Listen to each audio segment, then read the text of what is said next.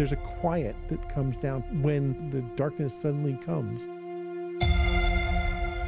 It was like you could feel the shadow coming over you. The air was so clear that we could just see these streaks moving huge distances across the sky. You feel it in a way that feels so different. The images don't do it justice. And then you're just sort of locked in.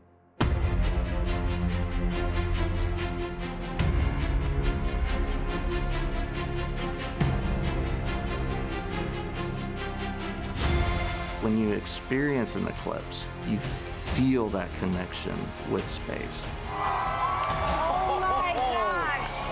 Oh, look at the ray structure! The universe is out there and it's affecting us.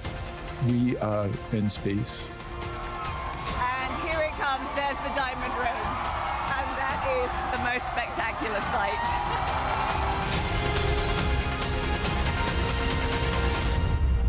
If you haven't seen it, you haven't seen anything.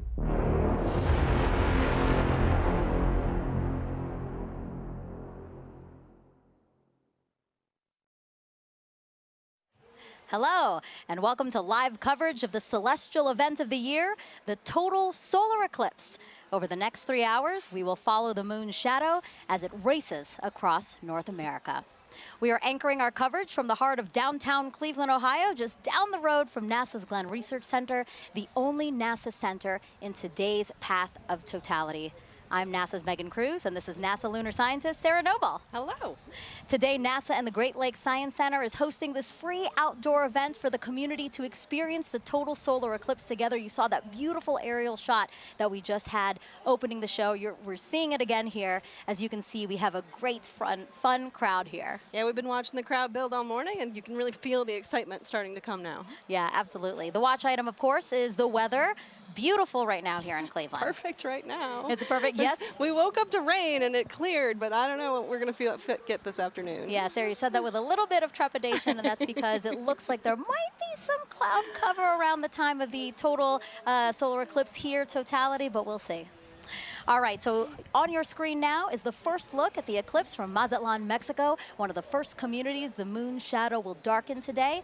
Right now, you see we're seeing a partial eclipse of the sun right now, but if you look at the upper left-hand corner of your screen, we're expecting totality there in about 1 hour and 4 minutes. And we want to thank our team of telescope operators spread out across North America. Because of them, we will always have a view of the sun during this entire broadcast, which is really awesome. All the way from Mazatlan up to Maine. Yeah, a very large swath, and we have it covered the whole way through. Now, if you scan your QR code that you see on the screen here, it'll take you to a live stream dedicated to just those telescope views, and it'll also take you to a Spanish broadcast of today's eclipse, and that starts at 1:30 p.m. Eastern Time. And Sarah, as you know this, all of the telescopes used for this broadcast have special filters on them, and those protect the operator's equipment and also the operators themselves, because if you view the eclipse without the proper protection, then it can severely damage your eyes. Yeah, that's right. We want everyone to enjoy the eclipse today, but we want them to do it safely. Right. So how do you do that safely? Well, you should be shielding your eyes with eclipse glasses like these. Hopefully you bought them from a reputable source and that they have a special rating on them, and this rating means that the lenses meet international standards to protect your eyes from the sun's bright light. But Sarah, you can remove the glasses during totality, That's correct? right. If you're lucky to be in the path of totality, you can, for those, that short amount of time that you're in 100% totality. 99% totality doesn't cut it. Right, exactly. 100%, nothing less. Now, if you don't have eclipse glasses, you can enjoy it indirectly with tools like pinhole projectors. And if you want to make one with us live in about 30 minutes, just grab a sturdy piece of paper or cardboard and a thumbtack or other sharp pin. I'm going to use my NASA pin for when we make it. All right, so Sarah, what are we expecting today? What is a total solar eclipse? So total solar eclipse happens when the Earth, the moon, and the sun are so perfectly aligned that the moon completely blacks out our view of the sun. And does that happen often? Actually, somewhere in the world, there's an eclipse about every 18 months or so, but like in any particular place, it's a pretty rare event. Yeah, I mean, specifically here in Cleveland, the last time Cleveland had a total solar eclipse, get this, 1806. Wow, that's remarkable. So quite a long time ago. Yeah. Once in a lifetime opportunity. All right, but not everyone is going to be able to see the moon completely eclipsing the sun. That's right. Only those of us in this narrow path of totality. But just about everyone in the U.S. will get to see a partial eclipse today, weather permitting. Weather permitting, yes. I hope that Cleveland here and everyone else along the path of totality will be good and clear. Okay, so let's take a look at today's path of totality. It passes through parts of Mexico, 15 U.S. states, and southeastern Canada. There's an estimated 32 million people who live along the path, and not to mention the tens and thousands of people who travel to somewhere along it as well, like us. You know, you're from D.C. and I'm from Florida. And I feel very lucky to be able to get to travel to see this one. Yeah, absolutely. And we're going to have live reports from our correspondents spread out across the path, all excited to share this event with you. Some recognizable locations in between: the Indianapolis Motor Speedway, home of the famous Indy 500, and then also Niagara Falls, where officials expect up to 1 million visitors. Look at our team there waving at you. Happy to see you guys, and we'll hear from you soon. Okay, so again, we will hear from those correspondents, but also on our broadcast, a live interview with astronauts on board the International Space Station. Sarah's already ready. So excited. She's ready, because that's going to be obviously a unique place to witness today's celestial event, so we'll talk to them about that. We're also going to explain some of the science NASA will conduct during the eclipse and why that's important to you. And if you have questions about today's cosmic alignment, use the hashtag Eclipse to send those in wherever you're watching us. We already have some questions from some kids. Excellent. And a celebrity. I can't wait to surprise you with who that is. All right, in addition to NASA's Eclipse event here, there are plenty more in communities across the country, so why don't we take a look at some of them now. All right, so this is the California Academy of Sciences. That's a beautiful place to witness. Wow, looks like they have great weather today. They're only going to get a partial eclipse there, but, you know, still, that is more than enough reason to get outside and enjoy some time with your friends and family. Waco, Texas, people have their seats. They're ready to go. They're all comfortable. I see some coolers there. Oh. And this is the Adirondack Sky Center. They have a big field for people to view. You know, a couple of days ago, we saw the same field. It was covered in snow. So I'm glad they have a nice place to sit. Exactly. And Kennedy Space Center, the famous rocket garden that we have at the visitors complex there, that's also a cool place to watch a partial eclipse, yep. Yeah. And then lastly, the Mentor Civic Amphitheater, a nice big field again to take a look out into and enjoy today's event. I'm sure that'll fill up soon. Yes, I'm sure. Still gathering there. All right, very much a party atmosphere we've seen in some of those watch parties, and especially here, again, the music, the exhibits, all the things happening here. Kind of reminds me of a sporting event, you know? So because of that, I'm going to ask you, who's the GOAT today, right? Is it the moon, is it the sun, or is it the Earth? I mean, I'm a lunar scientist, so I may be a little biased, but you got to go with the moon on this one, right? It's the moon that is like coming in for the block today. It's all the action to the moon. I love that sports reference, but I'm going to have to say Earth. Because, well, first of all, we love our home planet, right? But because we're here, the moon has something to project its shadow on, and that's why we have the celestial alignment and show we're about to see today. That's where I'm going. That's how I'm going, yeah? All right, and now we want to know which team you're on. You can cast your vote by going to @NASA Solar System on Facebook, X, or Instagram, and we'll reveal the winning team at the end of the broadcast. Earth. The moon shadow will only be over land for about 1 hour and 28 minutes today, moving at an average speed of about 1,900 miles an hour. Keeping track of it for us is NASA's James Traley. Yeah, thanks so much, Megan. I'm going to have to go with option number 3 there, the sun, because it gives us the energy for us to thrive here on Earth. And speaking of energy, it is bustling here at the Kennedy Space Center Visitor Complex. I'm coming to you from our new Gateway exhibit, where we today only have a partial eclipse, but still super excited to be tracking all of today's events live with our Eclipse Explorer. This right here is a fantastic tool that was developed by our friends at NASA Goddard Science Visualization Studio. They put this tool together for us to track the eclipse down to the exact second. If you wanted to get an access to this yourself, get a feel for how this is going to look in your neck of the woods, you can go to go.nasa.gov/Eclipse Explorer, and you can track where your city is going to be, your zip code, by punching it into this little box here. It's going to snap right to your location and give you some key stats. You just saw Cleveland there, so I can bring them up here. Cleveland is expecting peak totality here to start at 3:13:45 to be precise, local time. They've got a time of totality of 3 minutes, 49 seconds, plenty of time to really sit back and bask in their moment in the fully eclipsed sun. I'm going to be tracking all of this all throughout the afternoon for you to make sure that you do not miss a second of this coverage. Even if you're outside of that path of totality like we are right here, more than 99% of the U.S. is going to be able to see at least a partial eclipse. Some places are already experiencing, you just saw that footage from Mazatlan a little while ago, they are already experiencing a partial eclipse. And as always, if you are in partial, be sure to wear proper eye protection to protect your vision so you can safely enjoy today's fantastic celestial event. Plenty of awesome stuff coming up. We're going to keep a keen eye on that weather. Cleveland's looking nice and beautiful, very clear skies. Megan, back to you. Thank you, James. And joining us now is Dr. Bob Lehman, a heliophysicist at NASA's Goddard Space Flight Center. Thank you. It's great to have you here. Thank you very much. So talk to us. Today's total solar eclipse, it's going to look very different from what we saw 7 years ago, right? It is, right. The sun is going to look, the solar corona is going to look very cool today. It's going to look cooler than it did last time. And I mean cool in the sense of wow.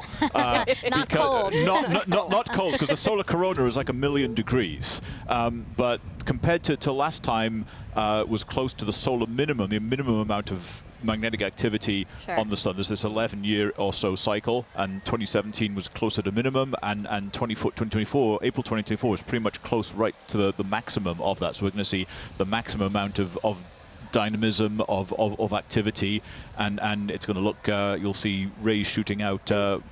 And does that increased activity mean that we have a chance for new discoveries today and increased science? Sure.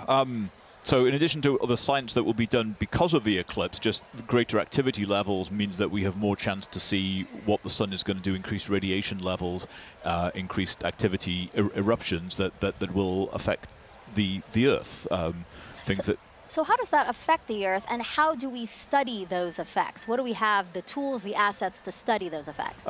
Sure. So we call the whole general thing space weather, so we get increased radiation or what we call coronal mass ejections, chunks of the sun that blow off and hit the Earth.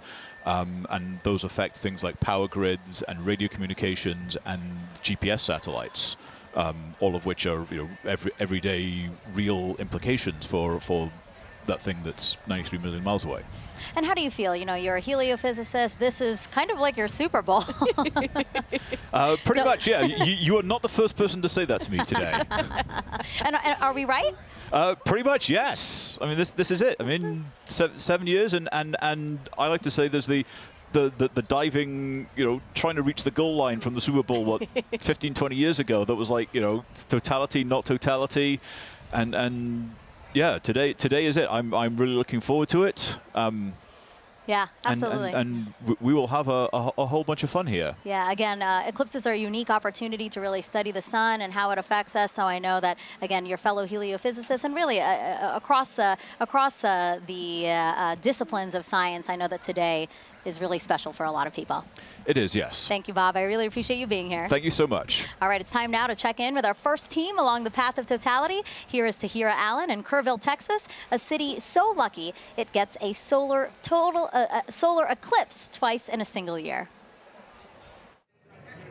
Thanks, Megan, and welcome to Kerrville, Texas. I'm Tahira Allen with NASA Communications.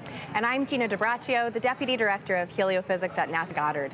We're live from the Kerrville Eclipse Festival, where tens of thousands are gathering to witness the second solar eclipse that has passed through this town in just 6 months. Now, this is incredibly rare, and people have traveled from all over the world to share in this spectacular moment right here at the crossroads of the eclipse. Now, Gina, we were lucky enough to be here last year for the annular solar eclipse. How does it feel to be back? You know, the annular was such a spectacular experience, but I'm already feeling even more energy today, and I'm so excited to be here. It is. No, and we have a full day of celebration in store. You know, the town really turned out for this event. This morning we heard from the mayor, and we are surrounded with food and shopping and different activities. I think I saw the Texas State Astronomy Club here giving out free telescope viewings. So it's just a really, really special moment for people to come together and enjoy this celestial event. It's right to hear it. And you know, we had some cloud coverage today. It's looking to be pretty good, it's going back and forth. So, you know, fingers crossed. Yes, regardless of how this turns out, we have live music and dancing afterwards, so it's going to be a good day. Absolutely, and you know, I mean, this is going to be my first total solar eclipse, Awesome. and so last year was incredible with the annular. Folks, if this is your first total solar eclipse, let us know in the comments wherever you're watching. We'd love to hear it. So this is also a good time to remind everyone that it is not safe to look directly at the sun without specialized eye protection for solar viewing. Now that is except during the brief phase where the moon is completely covering the sun, and that will only be for those in the path of totality. Now we have a special guest that you might recognize popping in to share some important tips to make sure you stay safe during today's events. Hi Eclipse enthusiasts, Lance Bass here, and I want to tell you how to protect those eyes and stay safe during a solar eclipse. During these celestial events, the sun, earth, and moon are in sync, creating solar eclipses. You can look directly at the sun during a total solar eclipse, but only when it's completely covered by the moon for a brief period known as totality. This is a really special moment. At all other times, you should wear eclipse glasses so that you don't say bye-bye-bye to your vision. Seriously. And eclipse glasses are not the same as regular sunglasses. No, they're not. Safe solar viewers are thousands of times darker and will have a specific certification that you should look for right here. Don't be a space cowboy and try to look directly at the sun. If you don't have eclipse glasses, you can use an indirect viewing method, like a pinhole projector. You can make one of these with something as simple as an index card with a hole, or a colander, or even your hands. With the sun at your back, you can safely project an image of the sun through the hole onto a nearby surface like the ground. It's gonna be me who is wearing my eclipse glasses, and so are you. Now, you can't have an eclipse without the sun, the moon, and the earth. And as you heard from Megan and Sarah earlier, we've been hosting a friendly competition to see which one of these three teams that you're siding with today. Now, Gina, I feel like it almost goes unsaid here, but I have to ask. Okay. I don't want to assume. Which team are you repping today? You probably were going to guess sun. Oh, Team Sun. Who would have thought? You're right. No. So heliophysics, it's the study of the sun and its influence on everything. And it impacts all of our planets. And today, the solar corona is stealing the spotlight of the show. So Team Sun for me. I guess it really is the star of the show today. But you know what, Gina? I think I'm going to have to be a little bit biased too. Okay. So International Observe the Moon Night, which is NASA's annual celebration of all things moon, actually falls on my birthday this year. Okay. So I think I'm having a little bit of a lunar connection. All right, Team But Moon. for those watching, if you haven't joined the fun yet, you can vote for your Eclipse team on NASA's Solar System Facebook, X, and Instagram. We're going to be sharing those poll results throughout the show, so be sure to go vote for your team. Now, also during the broadcast, you can send us questions using hashtag Eclipse on social media. We have teams standing by online to answer, and we're going to be taking some of those questions live on today's show. Now, speaking about taking questions live, Gina, we actually had some kids send in videos before today's show. Oh, nice. So let's roll one of those right now. My name is Jonathan. My question is, will NASA do any experiments during the solar eclipse? Thank you. Oh, great question, Jonathan. Now, we have a bunch of different experiments that will take place during the eclipse today. So first, we're trying to study the solar corona. So we have NASA's WB-57 high-altitude research jet flying across the path of totality, taking pictures of that upper atmosphere of the sun, that corona, so that we can learn its composition, why it gets to be heated to extreme temperatures. But we also care about the eclipse's impact on Earth and the upper atmosphere. So we're launching 3 sounding rockets up into the atmosphere before, during, and after peak eclipse so that we can study how the atmosphere is changing as well. So, you know, we're studying it with a plane, we're studying it with rockets. Exactly. Any other way? You know, we have balloons, science balloons that are going up too, and we also have different ways that the public will be able to get involved in some of these experiments too.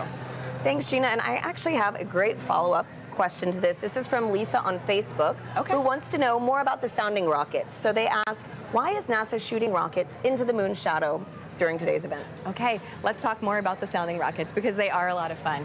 So the first sounding rocket will be 45 minutes before peak eclipse, the next one during that peak eclipse, and the final one after, 45 minutes after. And that's because we really want to understand the difference in density and temperature and these different factors in the upper atmosphere, and really get a sense of how the atmosphere changes as the eclipse is coming and passes over. So we have all these rockets going up, and it'll be a good day for that. Great, and hopefully we'll get to see a replay of that later on in today's show. That's right. Now, folks, it is really special for us to be back here in Kerrville, Texas, covering today's total solar eclipse. Just last October, an annular solar eclipse passed right through this town. Now, for a location to be at the crossroads of these two incredible celestial events is rare. Let's take a look at how the community has been preparing in the lead up to this big day. Kerrville is the eclipse capital of the state of Texas. It is known as being the capital of the Texas Hill Country. It's the epitome of Texas. Ranches, deer, beautiful streams like the Guadalupe here.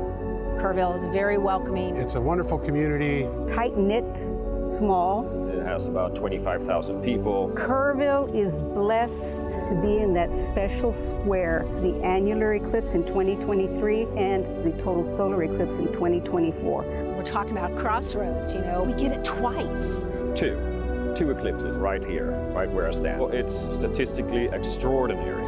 We get two in less than 6 months. But everybody's excited about it. City council, county commissioners, everybody's working diligently to be able to provide safe opportunity for the influx of people. This will be the biggest event in the history of the city, and that's why the city is preparing. We're preparing to make the event enjoyable for everybody who wants to see this tremendous natural phenomenon. I think that Kerrville has done an awesome job of preparing, way in advance. It's getting that message out to people to make sure that they're taken care of personally, but then there's the science part of it, letting them know what is an eclipse. And I'm just having a great time going out and talking to civic organizations and clubs and to talk about eclipses. So this will be my 4th and 5th solar eclipses. I've seen total eclipse in Nebraska. I drove 1,200 miles for a little over 2 minutes, and it was well worth it.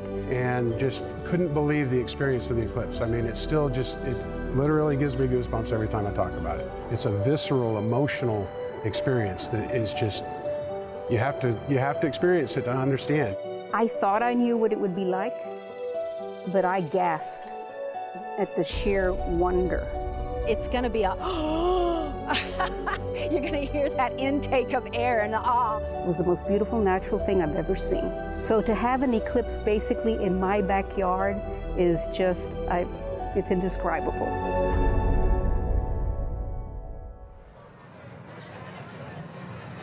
We're here now with Catherine Troach, a telescope operator with the Night Sky Network, who is giving us these high-definition views of the sun that you see in your screen right now, of the eclipse over Kerrville, Texas. Kat, thank you so much for being here with us. Thank you so much for having me, and let's thank the weather for cooperating finally. Right? Oh my goodness. Thanks, Kat. And so I'm looking at the telescope feed that we have, and we have first contact now here in Kerrville. Yes. Okay, so for people who want to become an amateur astronomer, what advice do you have? Where should they get started?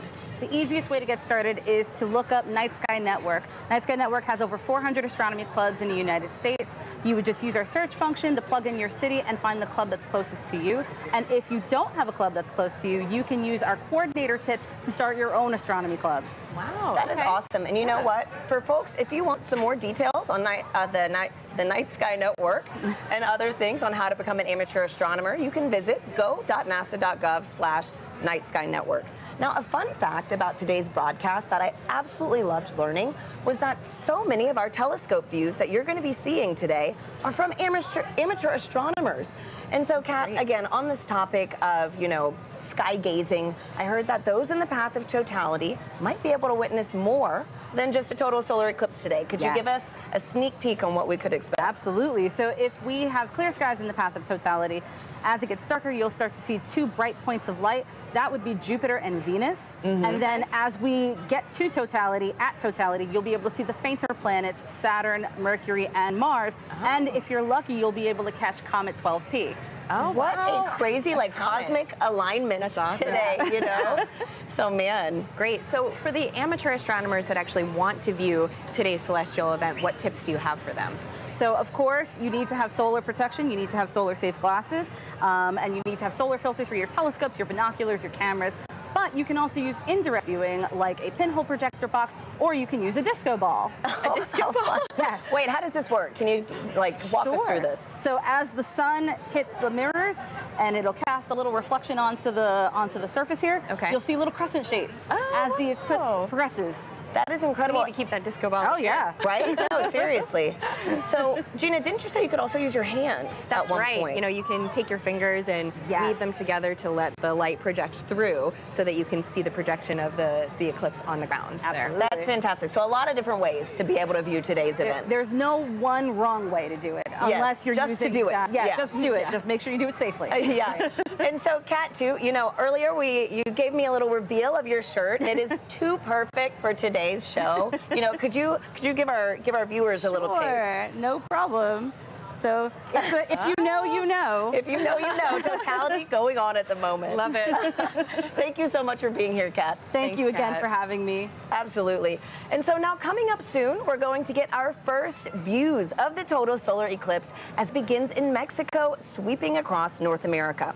We have correspondents all along this path who are going to bring you live into the action as it happens. First up, let's check in with Joy Ung in Dallas, Texas. Thanks to Harry and Gina. So welcome to the Dallas Arboretum and Botanical Garden. I'm Joy Ung, and as you can see behind me, we have a lot of people eagerly waiting for the total solar eclipse. It's so amazing to hear so many people talk about the sun and the moon, and what makes this day even special is that the eclipse gives scientists a really unique chance to do science. So to tell me more, I'm here with NASA scientist Dr. Ashley Greeley. Thank you so much for joining us. Hi Joy, thanks for having me. So firstly, how are you feeling about today?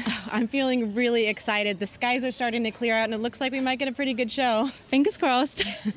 So earlier in the show, we learned that today's eclipse will look quite different from the 2017 eclipse. We're going to see more structures in the sun's outer atmosphere. So Ashley, can you tell me, why is that different? Why is the sun going to look different, and why is it changing? Sure. The sun goes through phases, which we call a solar cycle, that last roughly 11 years. And those are periods where the sun is less active and periods where the sun is more active. We're entering a time of solar maximum, which is really exciting because that means that the sun is more active. Its magnetic fields are more dynamic. We may see features here, such as streamers, which looks like little spiky wisps in the sun's atmosphere, which we call the corona, and then little prominences, which look like little pink arcs on the surface of the sun. Yeah, we're really excited to see this, and we hope that we'll see some really interesting features. There may be a little bit of asymmetry as well in the magnetic fields, and I don't know, I guess we'll have to find out in about an hour. So the sun is changing. So do those changes affect life on Earth at all? Sure, yes. The sun does affect life here on Earth. We have a term that we call space weather, which applies to the field of study of everything from the sun to the Earth and in between, and how that affects life here. We are fortunate that on Earth we are protected from things coming from the sun by our magnetic fields, which shield us from those explosions that come from the surface of the sun that we talked about. And those can result in really fun occurrences, such as the aurora. There can be some negative side effects, but those are mostly limited to things that are outside our magnetic fields. The storms from the sun can interfere with satellites, and it's something we really have to think about as scientists as we start to plan for putting humans on the surface of the moon or potentially sending them to Mars. Those energetic particles that result from the sun can impact humans, so that's just something that we have to learn about and take into account. So the sun is always there, of course, but why are eclipses a good time to study these effects called space weather? Yeah, eclipses are a really cool time for scientists to be able to study the sun. It's really hard to completely cover the disk of the sun in order to study the sun's atmosphere, especially that inner part of the atmosphere. We're really fortunate that here on Earth, our moon is just the right size and just the right distance from Earth that it can completely block out the sun's disk during total solar eclipses. So we're really able to observe that inner atmosphere in a way that we can't normally. So this event is really exciting for both scientists and the public alike, and that's just such a cool experience to share together. Thank you so much, Ashley. So if you're lucky enough to be in the path of totality, keep an eye out for that sun's outer atmosphere, the corona, and you'll know that you see these spiky features, and it's because the sun is heading towards its most active phase. So for now, let's head to our friends in Russellville, Arkansas. Jasmine, how are things looking on your side?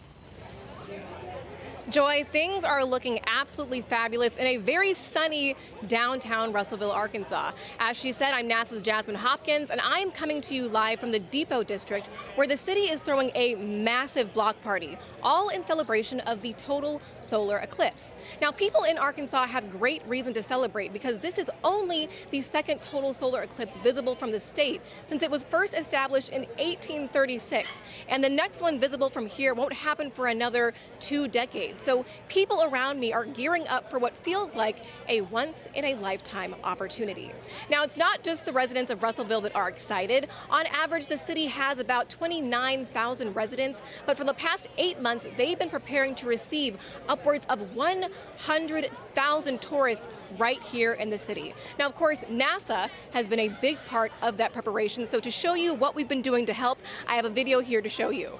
So we have been talking to the next generation of space explorers right here in Arkansas. We started off at Arkansas Technical University, and then we moved on to Russellville City Schools, where we spoke to hundreds of students all the way from 8th grade to 12th grade about this total solar eclipse. We had NASA's Marshall Space Flight Center, the Arkansas Air National Guard, the U.S. Space and Rocket Center, and even the Paris Observatory joining us all the way from France. Now, during that moment of totality, Arkansas will experience from 94 to 100% obscurity from the sun, and we'll have 4 minutes and 12 seconds to really soak in that fantastic cosmic event. Now, until that moment, of course, we are telling the residents to stay safe, keep those solar eclipse glasses on. But now let's go from Arkansas to Illinois with Blair Allen. How are things looking for you? Jasmine, we're super excited here because crowds are filing into the stadium, but the main story here is the weather. Everything looks absolutely good and clear for totality today. We're very excited. We're just hoping, just like 2017, a little cloud doesn't come in and obscure things. But I tell you what, there's been a total solar eclipse here in 2017. Observation did not stop at SIU. Joining us now are 2 SIU students who actually did some observing. This is Callie and Paige. Now, Callie, I know that you guys went to Australia in 2023 and you observed the totality using an interesting technique. Can you tell us about that? Yeah, so when we were in Australia, we used a sun funnel to view it, and what it does is it projects basically what the telescope is seeing onto a film. And so a sun funnel is just basically a funnel with 2 hose clamps and rear projection film, and it just projects the sun, and we actually captured a picture of totality as that eclipse was happening. And it's pretty cool because it allows other people, instead of having to go through the eyepiece, you get to see it. Pretty impressive. Now, Paige, you guys are going to do some observation today. What are you set up for here in Carbondale today? Yes, so we have 2 telescopes set up with the sun funnels for viewing for a select view of the public, and right now we're pointed at the sun and we're excited to see totality. Now, what are your odds on good weather? It's looking pretty good. I'm excited. Isn't that great? I'm so excited. I tell you what, one final question, because I know you're experts with solar safety, but Team Earth, Sun, or Moon? We're both Team Moon. Team Moon, Team Sun. I tell you, that's the best you're going to get, but we're all pro eclipse. Back to you, Tahira. Let's go Team Moon. So, as you can see, folks, we've got a lot of exciting things in store all across this country, and that was only half of it. You're going to meet three more of our locations later on in the show. Now, Gina, we've got a ton of questions coming in online right now from our viewers. Yeah. How do you feel about some Q&A? Let's answer some. Okay. Perfect. Let's do it. So our first question is from Fair Cerritos on Instagram, who wants to know, how can I help NASA? You can help NASA by participating in the eclipse. If you can see it today, go outside, enjoy the moment, or download the Globe Observer app. You can do that right now before the eclipse crosses your path. You need a thermometer, and you just record the local temperatures and the cloud coverage. Fantastic. Globe Observer app. So thank you so much, Gina, and thank you to everybody sending in those questions. We'll take some more later on throughout the show. For now, let's check back in with Megan and Sarah in Cleveland, who are standing by with an out-of-this-world surprise. Yes, quite literally that, Tahira, because we have a special treat for our viewers right now, joining us live in space, 250 miles above the Earth in the International Space Station. Everyone, please help us welcome NASA astronauts Jeanette Epps and Mike Barrett. Sarah, you've been waiting. I'm so excited. For this. Oh, there they are. Hello, everyone. Oh, Jeanette, Mike, thank you for joining us. It's a pleasure to join you guys, and I hope everybody appreciates NASA scheduling this eclipse to bring the world together. Yes, thank you so much to NASA, and thank you so much for joining us. Now you guys will have 3 opportunities to view the moon's shadow over North America, and that last pass will give you guys the best views. And we hope to also share those live views with everyone here on this broadcast around 3:30 p.m. Eastern Time. Now, Jeanette, I have 2 questions for you. Are you looking forward to being one of the few people seeing today's total solar eclipse from space? And 2, I know your crew member Matt Dominic will use a camera with a solar filter to photograph the sun being eclipsed by the moon. Will you also be taking photos of the celestial alignment?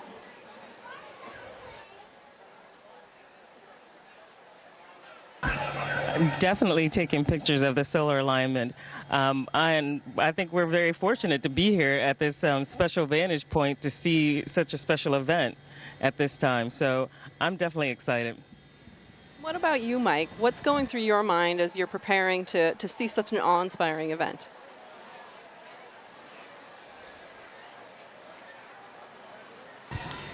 Well, admittedly, I'm a bit of an eclipse junkie. You know, my first one was like when I was 19 with the homemade telescope in the desert, and a few since then. And actually, during the 2017 eclipse, I was on a chartered aircraft several hundred miles off the coast of Oregon watching it. And I got a strange bucket list, and this is one of the things that's on it, to actually watch an eclipse shadow cross the Earth from space. So I'm ecstatic to see this box gets checked and just to see this amazing thing from up here. Yeah, the fact that that was actually a box on your list is pretty amazing. And then now it's getting checked. So, you know, for those wondering, this is what the moon's shadow will look like to Jeanette and Mike. We're going to show you video taken from the space station of the total solar eclipse in 2017. And you can clearly see the shadow moving across the top of your screen there from left to right. We actually sped up the video so you can see more of that transit. This would look a lot slower to them, but really cool. Jeanette, eclipses give us a unique opportunity to study the sun and how it affects the Earth. Can you tell us about the atmospheric waves experiment attached to the outside of the space station right now?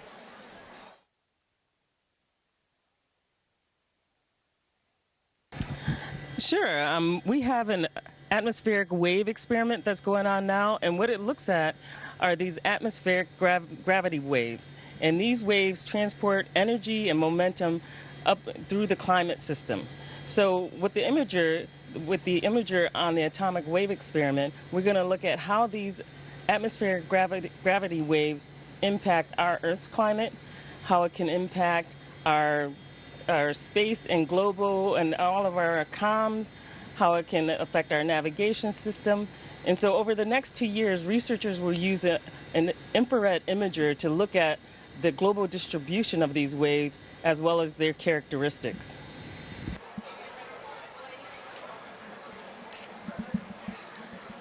Mike, how does it feel to have a hand in maintaining the space station so that important science like the atmospheric waves experiment can happen?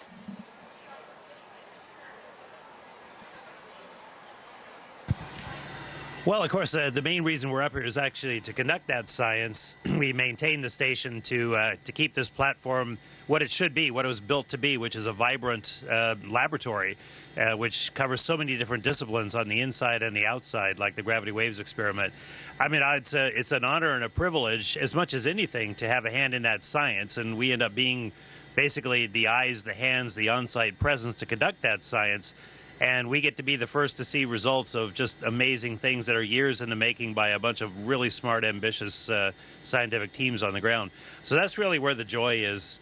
Maintaining the station is just like maintaining a research ship, something I actually quite like. So I feel very much at home in that role.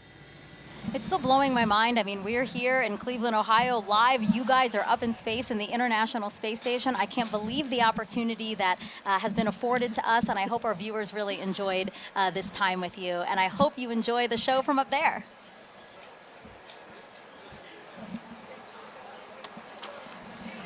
All right. We have, but we do want to close by saying, first of all, we really enjoy being here, but everybody stay safe. And use the simple means to protect your eyes as you look at the eclipse, as Jeanette and I are modeling here, which makes us blind as a bat on the inside, but solar protected on the outside. So we encourage everyone to do the same.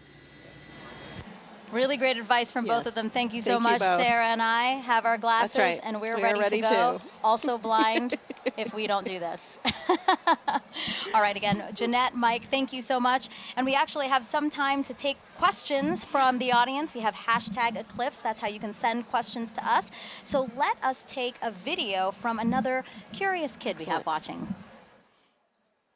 Hi, my name is Adrian. My question is, why will we not see a total eclipse in California? Thank you. That's a great question, Adrian. So we only a precious few today are going to get to see a total eclipse because the moon is so much smaller than the Earth. It only casts a very narrow shadow. But still, even in California, you're going to get to see a partial eclipse, and that is still a really cool event. So I do encourage you to get out there and see it for yourself today. Yeah, absolutely. So again, hashtag Eclipse. Wherever you're watching us, drop that in the comments, and we'll try to get to as many questions as we can on the show. Okay, so we have, obviously, people celebrating with us online and at events across the country. So why don't we check out some of those events again now? Waco, Texas again. People look very, very comfortable in their camping chairs and spread out on picnic blankets. They look like they're having a good time. Yeah. A few clouds. A few clouds, but again, they have some time there before. Kennedy Space Center, they will see a partial eclipse. We have some people walking around the Rocket Garden. Oh, it looks like they have beautiful weather there. California Academy of Sciences, yes, they do. They have clear skies. We're very, very jealous over here. And then the Mentor Civic Amphitheater that's starting to fill up. Exactly. There were fewer people when we checked in ago, but now lots of people there and lots of people at the Adirondack Sky Center. I wish I could wave and say hello. They look like they're getting ready for some stuff, though. Yeah, absolutely. Again, the snow cleared out because there was snow over the weekend, but now it looks like a beautiful, probably still crisp day there for them. Okay, and now we're back here with astronaut Steve Bone, who's looking around, taking in the sights, Steve. I see. It's just an amazing amount of people. It's really cool to see. Yeah, absolutely. Really, you can feel the energy. And it's really cool that you're here. So Steve is here because, you know, obviously, as we've been saying throughout the show, you really should have these glasses to safely view the eclipse. But if you don't have glasses, that's why Steve is here. So Steve, I see that you brought some supplies for us. I did. I have a little bit for everybody, and we'll see how we can do here today. All right. So this is like a pinhole viewer, and so it's basically a pinhole camera. I don't know if you ever had to do that when you were a kid. Is make a little camera by basically poking a hole in a piece of paper. Okay. And then using that to focus onto a screen. Okay. And so we all have pins here, I guess. Yes. So we have a paper plate, we have index card, and we have pins. And I have my Crew 6 pin. Nice, nice. All right, so what do we do, Steve? Basically, all you have to do is poke a hole in the cardboard. Okay. And the sides of the hole will determine the focal length, the focal distance of your viewer. And it has to be big enough that the light will come through. And it's sometimes hard to do if we don't have like direct sunlight.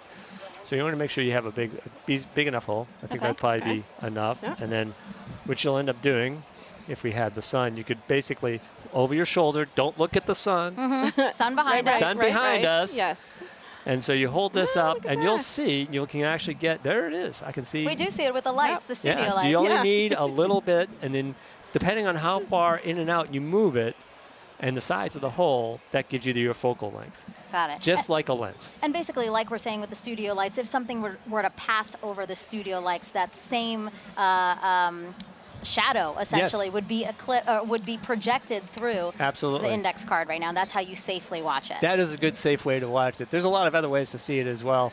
I know that. I have that. Come prepared. Colander, right? Yeah. So that's a lot of fun because if you're in an open area like this today, and you don't have your glasses, or you just want to see something really cool, again, put it over your shoulder and hold it, and you'll get a big array of all those little eclipses happening on the ground below you. Yeah, actually, I think we have a picture of that. I'd love to see that because really it is a very, pretty. perfect. Look at that, Steve. Oh, yeah. Well, I mean, even if you don't have anything, right, you can actually use your hands to make your own sort of improvised pinhole cameras. Absolutely. That's amazing. And, you know, I was explaining a little bit ago that in my own yard during the annual eclipse, when I was out working in the yard, and I said, hey, there's an annular eclipse going on. So I went under a tree, and I was looking at a tree, and then on my driveway, all these little eclipses, just hundreds of them. Yeah. And it's absolutely amazing pictures. Great. So I hope if people have trees near them, they can take a look at that. Steve, thank you so much for being here. We really appreciate it. Have a great day. All right, so the eclipse is getting closer and closer to the west coast of Mexico. We will experience totality there at Mazatlan, in particular, 2:07 p.m. Eastern Time. So let's head back over to James at our eclipse board for another look at the path of totality. Yeah, thanks so much, Megan. A lot coming up very soon, and make sure you know exactly when to go outside to observe that totality if you're on our path, or even right now if you're experiencing a partial eclipse. I've got in our Eclipse Explorer here, I can zoom out just a hair here to show you this. I've got our penumbra on, so this is all the places inside here already experiencing a partial eclipse. You've been seeing some great feeds from our camera in Mazatlan, Mexico. They've been experiencing that kind of crescent sun for a little while now. They're just about 20 minutes out from actually experiencing totality itself. They're going to have a long window where they are 4 minutes and 17 seconds. For some context, back in 2017, the last eclipse that swept across America, the longest time was only around 2 minutes and 40 seconds. That was in Carbondale. This time around, some very long times, just a little bit northwest of Torreon, Mexico. They're going to get upwards of 4.5 minutes. A lot of time to really observe it, but just make sure that you know when to be outside. And as always, access that tool at go.nasa.gov/Eclipse Explorer. This is going to keep moving on. You see this little thing. I have this actually running in real time. This is our shadow of totality. This is going to continue to move further and further to the northeast and actually make landfall in just a few moments in Mazatlan, Mexico. As you've seen all throughout the broadcast, we've got correspondents all up and down the U.S., all the way up to Maine, covering this live. Very excited to continue tracking this. Make sure you know what's going on here. But for now, back to you, Megan. All right, thank you, James. So now let's introduce you to more of our correspondents along the path, starting first with NASA's Lauren Ward, standing by to show us what's happening in Indianapolis, Indiana. That's right. Thanks, Megan. We are at the Indianapolis Motor Speedway in Indianapolis, Indiana. It is a gorgeous day. Behind me, I have over 50,000 people here to spectate today. Today, we are waiting for a spectacle that is of a celestial kind.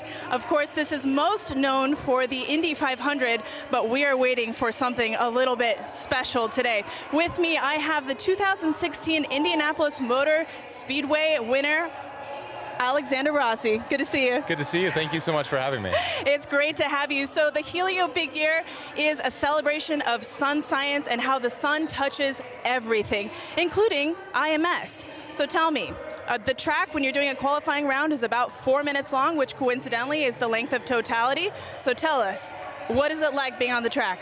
You know what, the sun plays a huge role in determining the performance of the car based on the track conditions. So we actually, when it's a day like this, as much as it's beautiful for the fans, it's actually very difficult for us as drivers, because as the surface heats up, the oils come to the top of the asphalt and it actually becomes slippier. So that's surprising to people. They think that temperature would mean grip, but it is until a certain point. And then once it kind of crosses over 100 degrees on the surface, you start to actually go the other way. Wow, and tell me about those tires. How does the sun affect those? So we use slick tires. So Firestone tires are slick. On a road car, you have tread, right? Because they're supposed to be used in all conditions. Slick tires actually have a bigger contact patch, more surface area, so they generate more grip at a temperature, right? So they operate between 180 to 230 degrees Fahrenheit. Again, the sun is good until a point. When they go over that 230 degree mark, you start to lose that grip again. Ooh, all right. Well, we have a little competition going on today. We're trying to determine whose big day is it. Is it the sun's, the moon's, or the Earth? So my question to you is, are you Team Sun, Team Moon, or Team Earth? That's a hard one, but I'm going to go Team Earth. You know, I just think we're so lucky, especially today with the people that are around us here to be able to witness what we're about to see. Go Earth. Go Earth. You heard it here first. All right, guys, thanks. We'll be back here. Daryl in Niagara, over to you. All right, thank you very much, Lauren. Just 500 miles northeast of you. We are here at Niagara Falls, right next to the Niagara River. This is a special location for a lot of people because it is a once-in-a-lifetime opportunity to see a natural wonder set against a celestial one, the solar eclipse.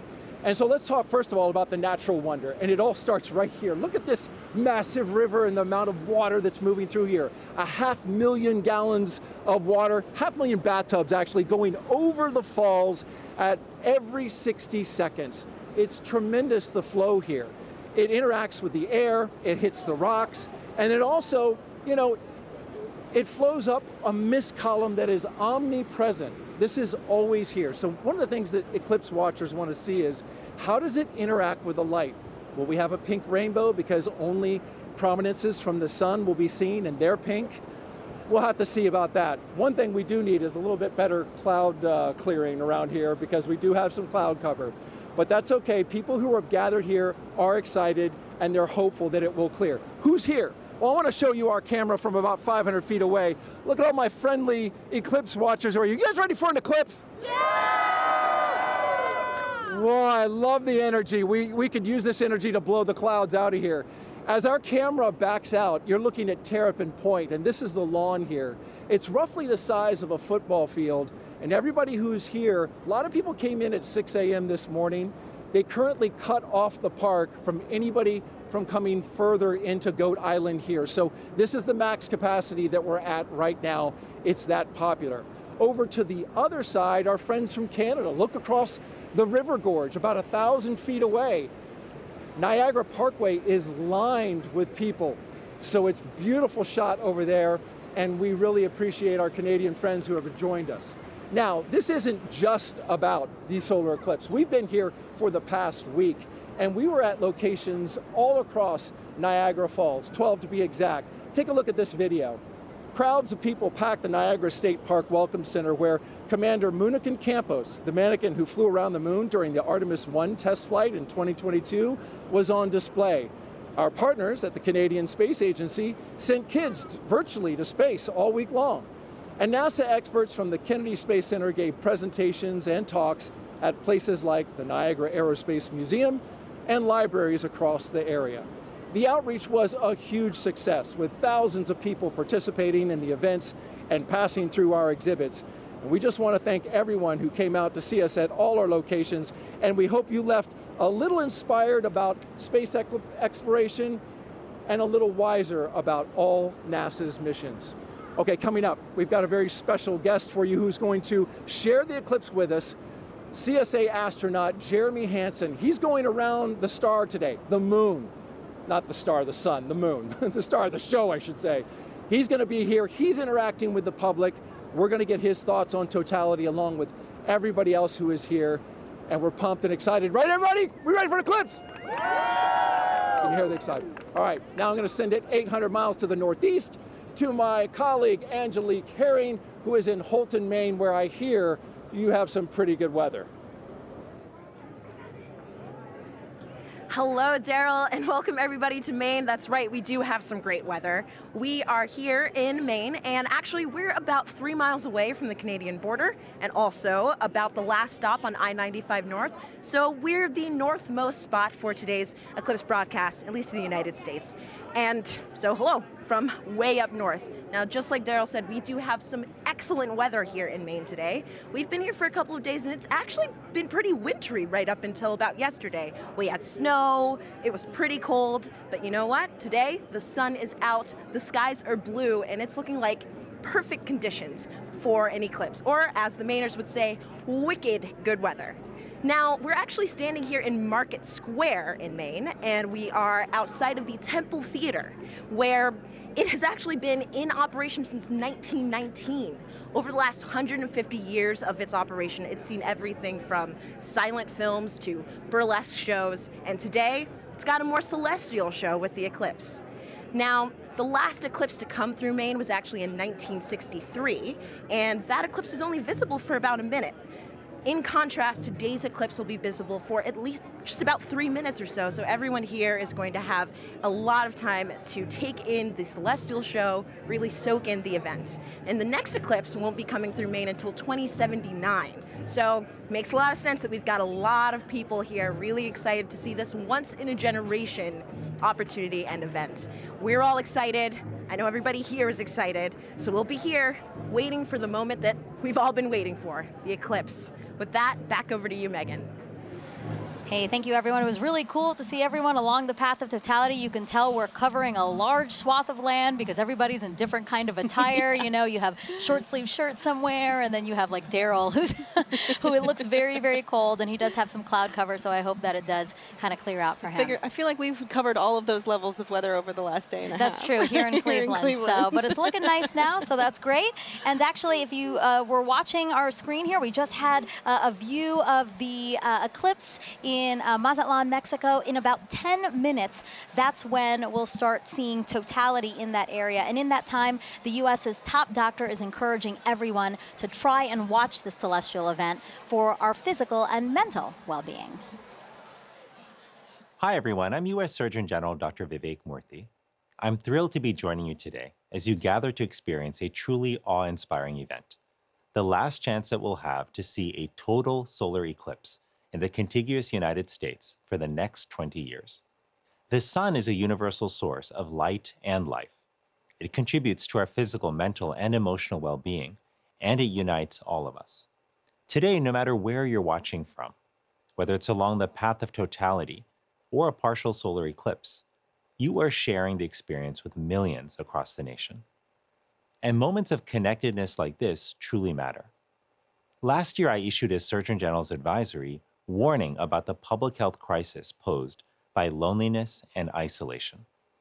I shared that our connection with one another is a powerful force that can help protect against the damaging physical and mental health impacts of loneliness. What better reason is there to come together with friends and loved ones than to share a once-in-a-generation experience like the solar eclipse? This is an experience that will stay with you, precisely because of the awe that it inspires. Awe allows us to step outside of ourselves, giving us fresh perspective and opening us up to connections. So grab your eclipse glasses and let's enjoy this moment together. Some great advice. Thank you so much. All right, we have time for other hashtag eclipse questions. Sarah, are you ready? I am absolutely ready. All right, let's take a look at this video from a familiar face.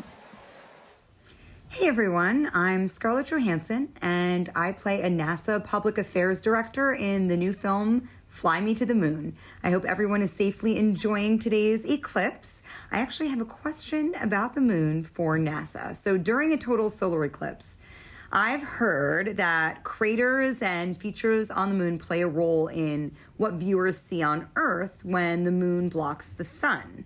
So why is that? Question, Scarlett. So yeah, as we, the moon isn't a smooth marble. It actually has big, high mountains and valleys, these craters. And as we approach totality, sometimes you'll hear people talk about Bailey's beads, and these are the last few moments of sun creeping through those deep valleys. Yeah. Just before we hit totality. Yeah. Absolutely. Thank you so much. It's so great to have you here to answer some of these questions, and we plan to take more. If you send them in, hashtag eclipse again. Okay, if you're just joining us, I'm NASA's Megan Cruz, and this is NASA lunar scientist Sarah Noble.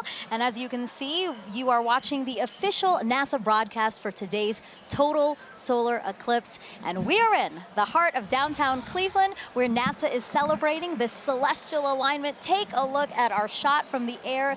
That is how many people who are just here at the Great Lakes Science Center alone. So many more spread out throughout Cleveland, because again, the last time this city had a total solar eclipse was 1806. But again, just down the road, we have the only NASA center in the path of totality.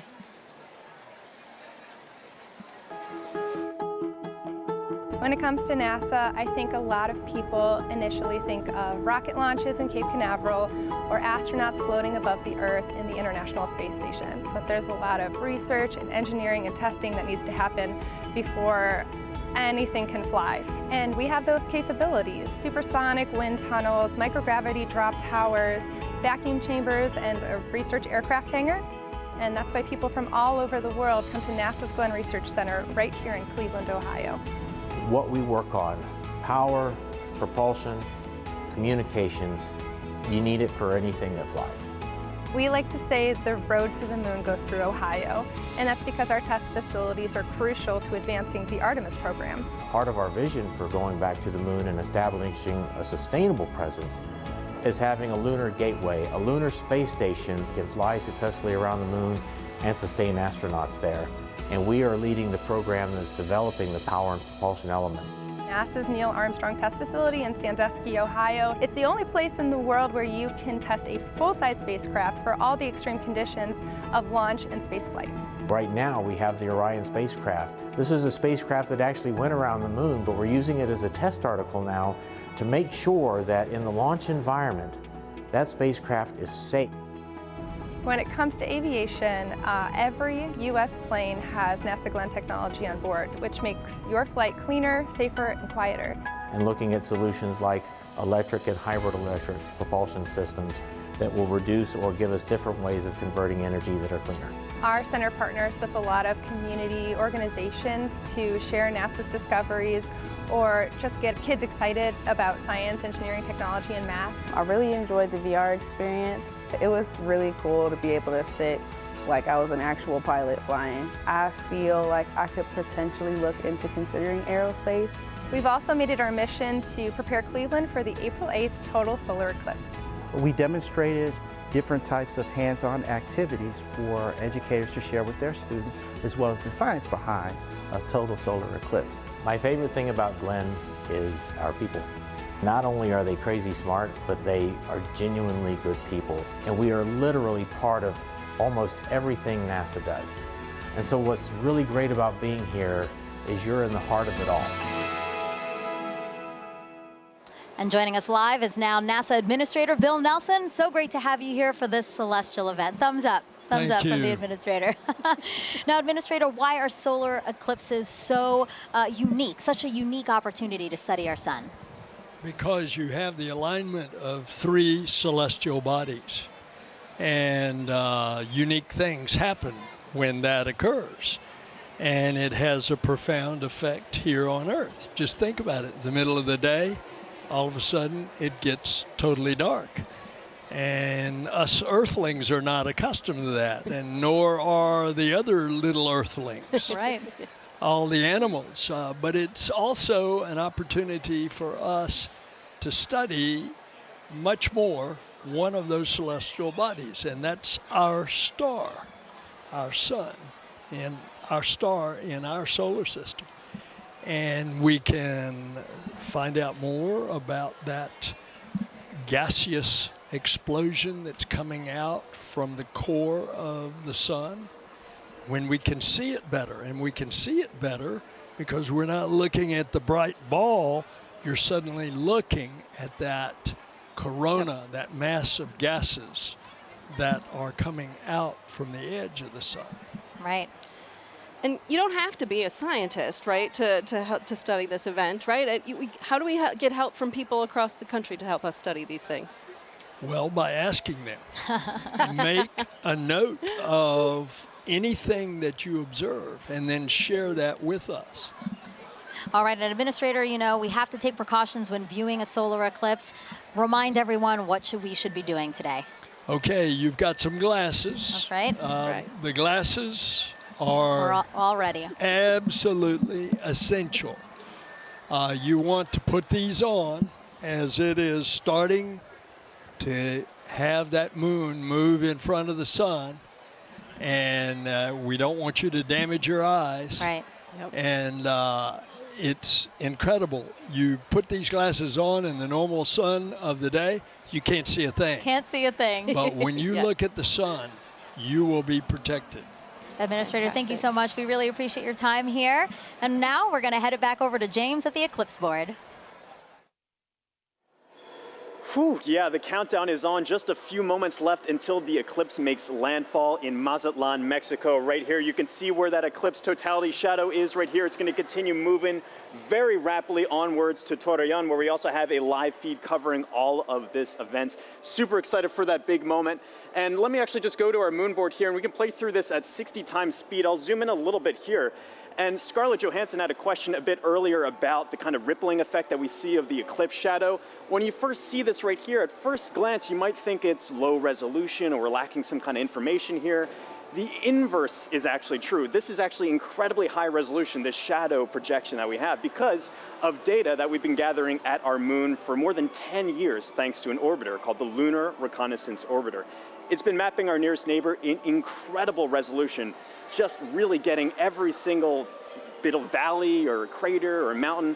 All of those little imperfections on the moon are contributing to that shadow that we see rippling across the country. You're not going to be able to see that from the ground, but looking from space, you see that really cool effect of kind of the rippling there here. So let's just preview some things to come here. In Mazatlan, they have that last little crescent sliver of sun. For now, if you're in that area, make sure you keep your glasses on until that sun is completely blocked out by the moon. That's going to be in just a few moments. You're going to have a long duration there, 4 minutes and 17 seconds.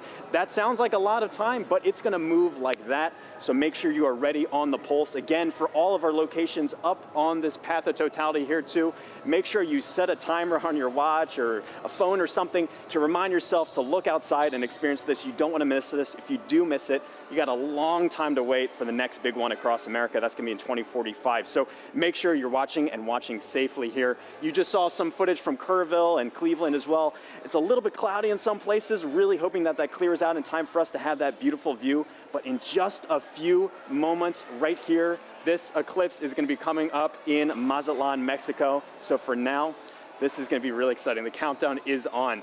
So for Mazatlan, this is the last little bit here. Again, I'm always keeping an eye on that weather. And also one little note about our tool here too. If you wanted to see, this little icon kind of previews what the expected eclipse is going to look like at that given time. All these little googly eye features are clickable, hyperlinkable. You can kind of click on that.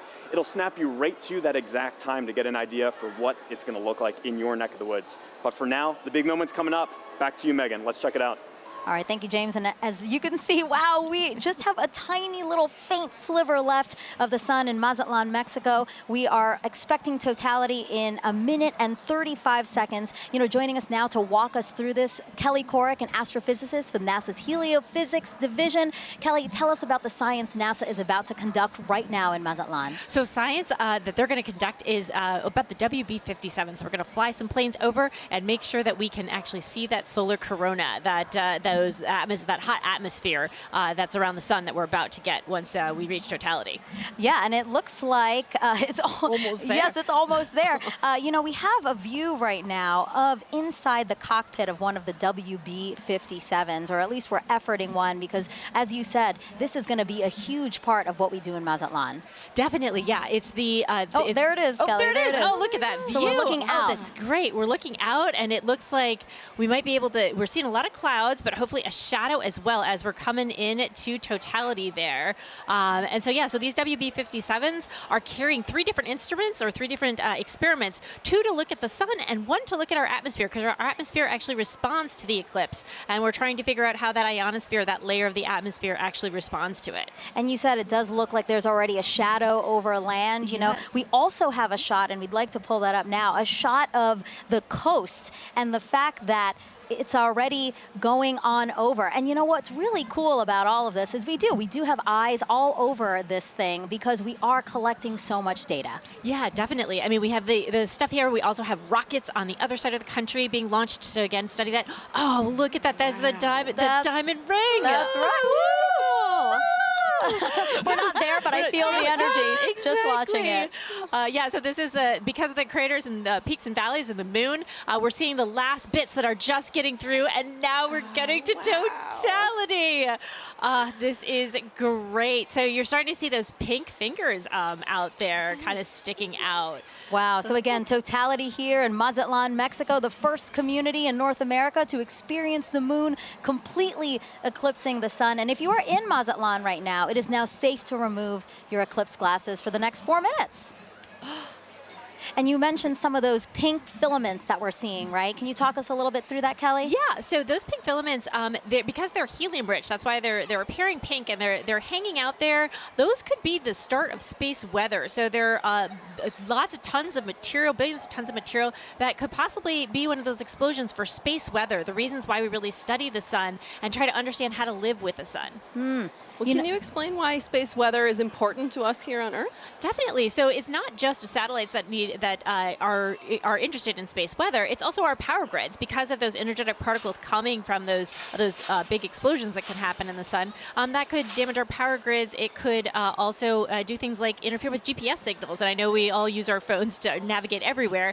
So if we didn't have that, that would be a big problem. So we're looking to understand it better so we can all mitigate all those things. Some of the movement we're seeing here is just our telescope operator adjusting because, again, they needed to make some changes for before totality. Now they're viewing it a different way, and then after totality, we might see some shakes there as well. But I really just cannot believe how crisp it is.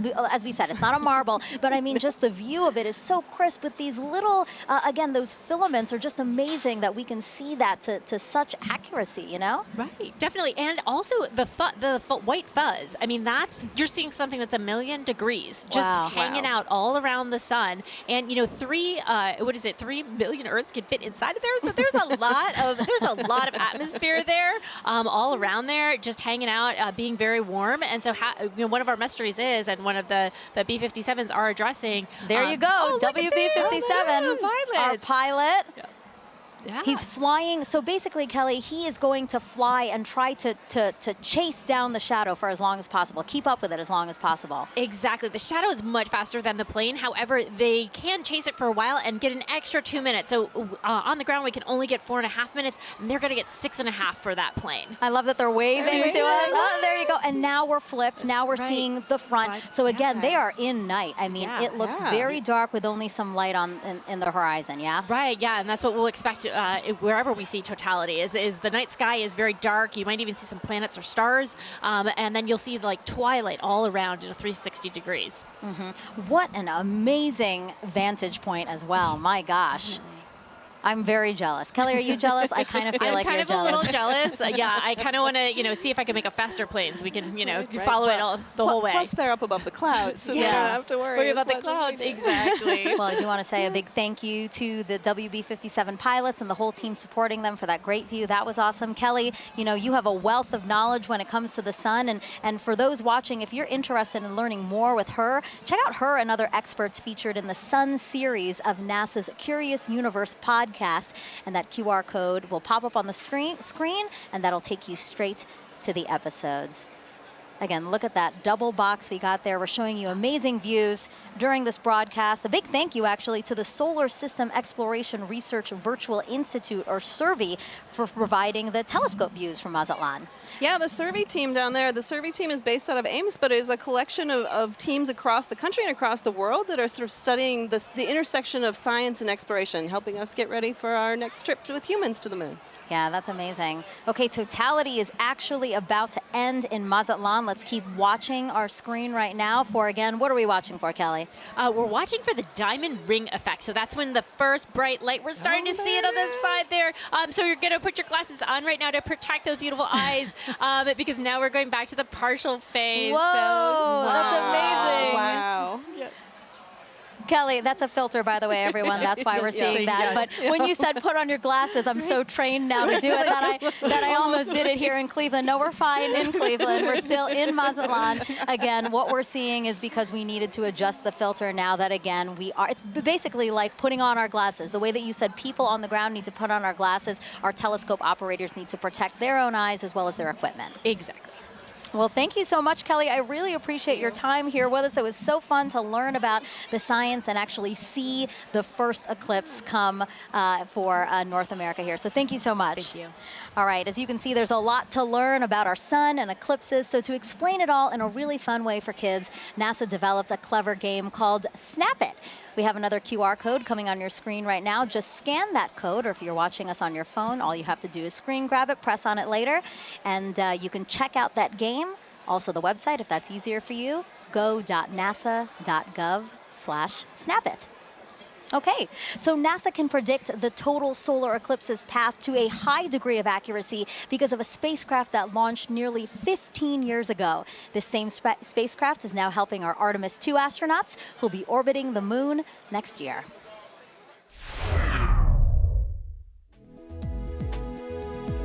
NASA's next step in establishing a long-term presence on the moon is sending 4 astronauts to fly around it with the Artemis 2 mission. Part of the crew's training has been to study images from NASA's Lunar Reconnaissance Orbiter, or LRO. The spacecraft launched in 2009 and continues to use 7 instruments, including a high-resolution camera, to help us learn more about the moon's surface. Because of LRO, we now know more about the moon's topography than any other planetary body in the solar system, including Earth. The Artemis 2 crew used LRO data and photographs to learn how to identify lunar landmarks they'll see from orbit and to seek out sites of scientific interest, like possible landing spots for future explorers.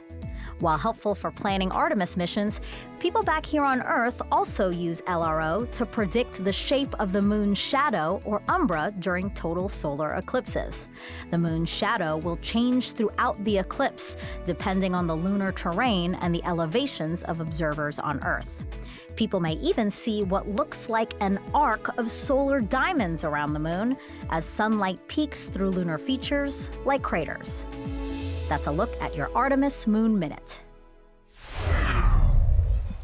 All right, joining us on the host desk now is a familiar face here. Oh, actually, we have, sorry, Snoopy. Oh, I just revealed that it's Snoopy. Well, I just want to wave real quick to the crowd here at the Great Lakes Science Center, just outside of our host desk, waving at us, waving at the camera. I'm waving back at them like they can see me.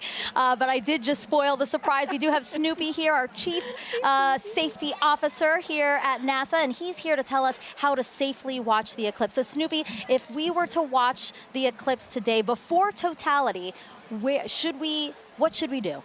That's right, you should have your glasses on, that's right. Well, and what about during totality, Snoopy? Can we take them off then? Yeah, let me help you out here.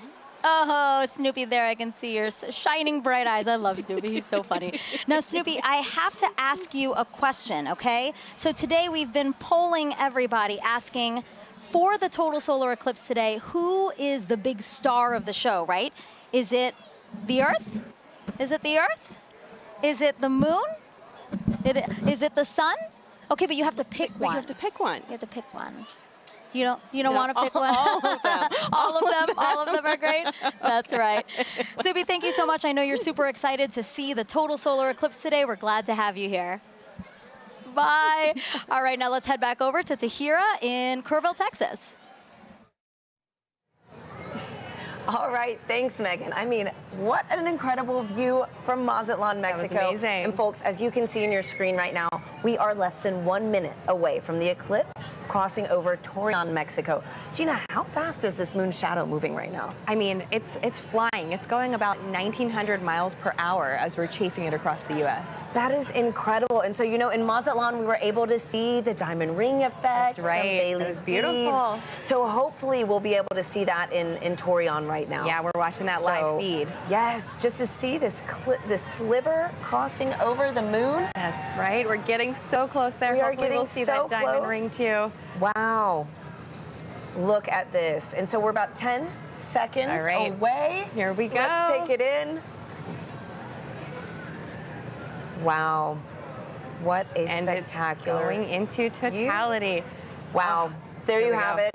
We are in. Yep, that diamond ring came through, and we see a little bit of those Bailey beads too as we're looking at it, those kind of the lights trickling through around the surface of the moon, coming through the peaks and valleys.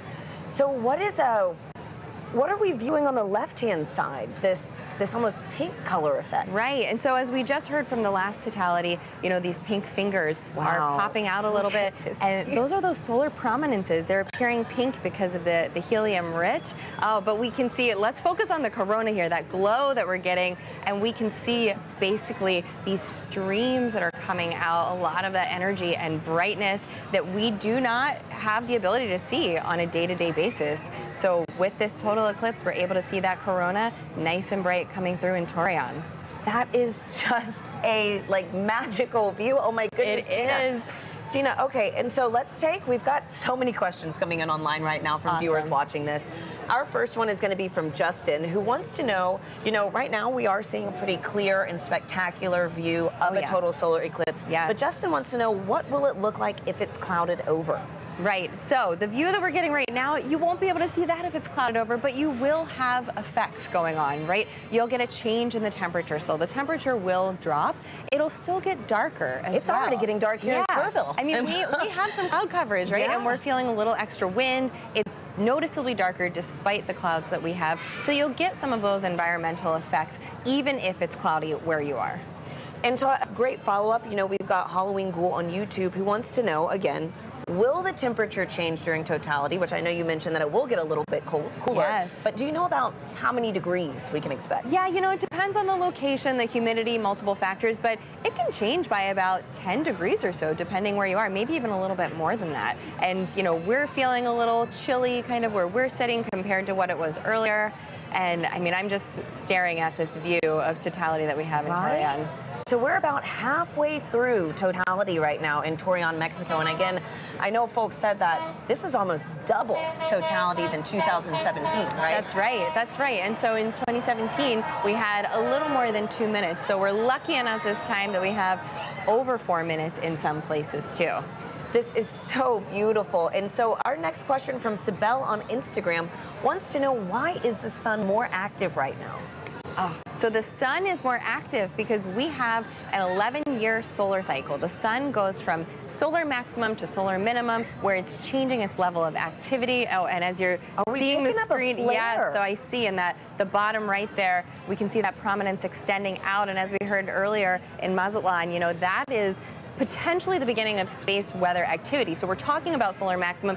If there's a time to see any of that space weather activity during the total solar eclipse, this is the time to do it. So let's watch that as we go through totality in our other locations too, and maybe we'll be lucky to see some of these features change for us.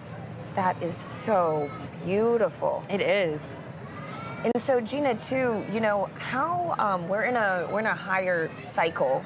Solar cycle right now. How many years, is that fluctuation? Right. The solar cycle goes on for 11 years when it peaks in activity, and that's where we are, where the latest predictions are that we will reach that maximum sometime this year, and then it'll decrease in activity going back down to solar minimum. And so, Gina, I've got time for one more quick question from Christopher on X, who wants to know which other planets have the best eclipses. Oh, okay. Well, that's right. So eclipses don't only happen on Earth. Let's talk about Mars, for the fact that Mars does have eclipses when the moon crosses in front of Mars. Mars has 2 moons, and the rovers on the surface have captured images of those. But no other planet has a view quite like this, right? Nope, that is special for us. Just the distance and the size of the moon makes it such that it will completely block the sun as it's doing today. Wow. And you can see there's that diamond ring effect as we are coming out of totality in Torreon. What an incredible Wow, it's a bright one too. Look at that. That is a bright one. So is this what, a Bailey's bead, or? So that's going to be that diamond ring, just how bright it is. Bailey beads are a little bit smaller as they kind of bubble over the surface, but folks who are in that location should have those safety viewing glasses back on so that they can now view the partial eclipse that they are experiencing. Well, that is fantastic. And the next time we see this eclipse, it's going to be right here in Kerrville, Texas. So folks, the countdown is on. We've got about 10 minutes until we see this with our own eyes. You can hear people too. And yes, big moment right here in Kerrville. For now, let's check back in with Lauren at the Indianapolis Motor Speedway. Thanks to Hira. We are getting close to eclipse ourselves, but for now, we have a very special guest, NASA's very own Pam Melroy, Deputy Administrator and former astronaut. Pam, it's good to see you. Oh, it's great to be here. I'm so excited. It's very exciting. So what's it like being in Indianapolis for an exciting event like this? Well, it's a beautiful day here. And I love the fact that we're here with thousands of people in the Indianapolis Motor Speedway.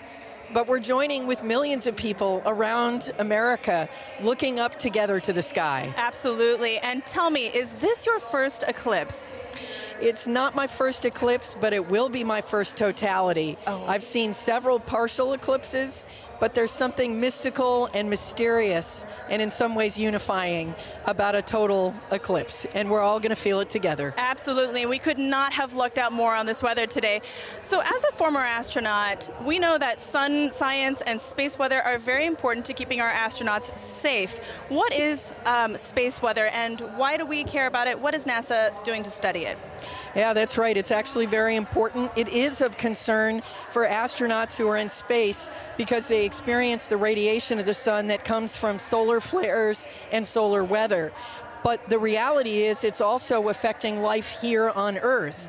It impacts the upper reaches of our atmosphere called the ionosphere, which is an electrified part of our atmosphere that is a conduit for communications.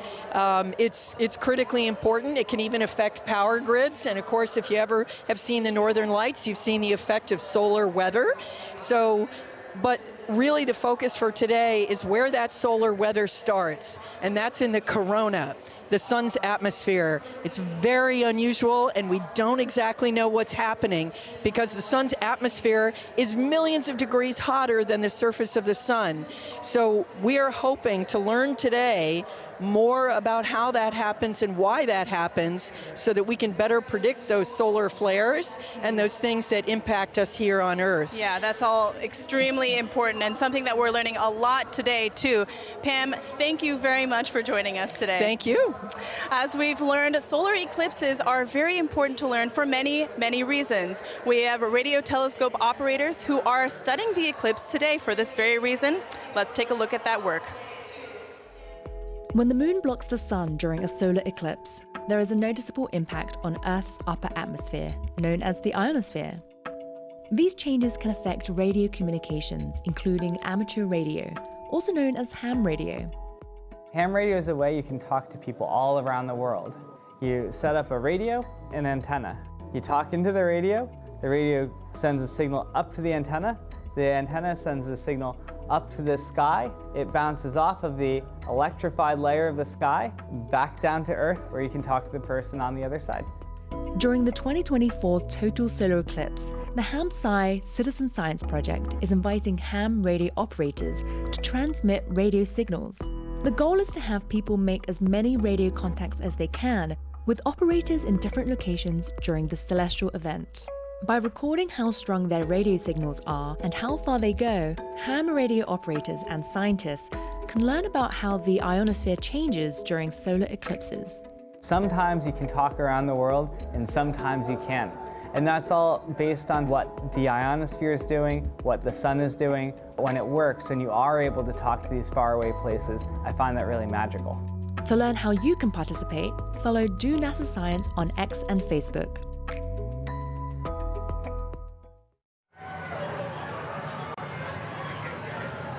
And we are minutes away from the total solar eclipse over Kerrville, Texas. The temperature is dropping. As you can see, I have to throw on a jacket. The sky is dimming.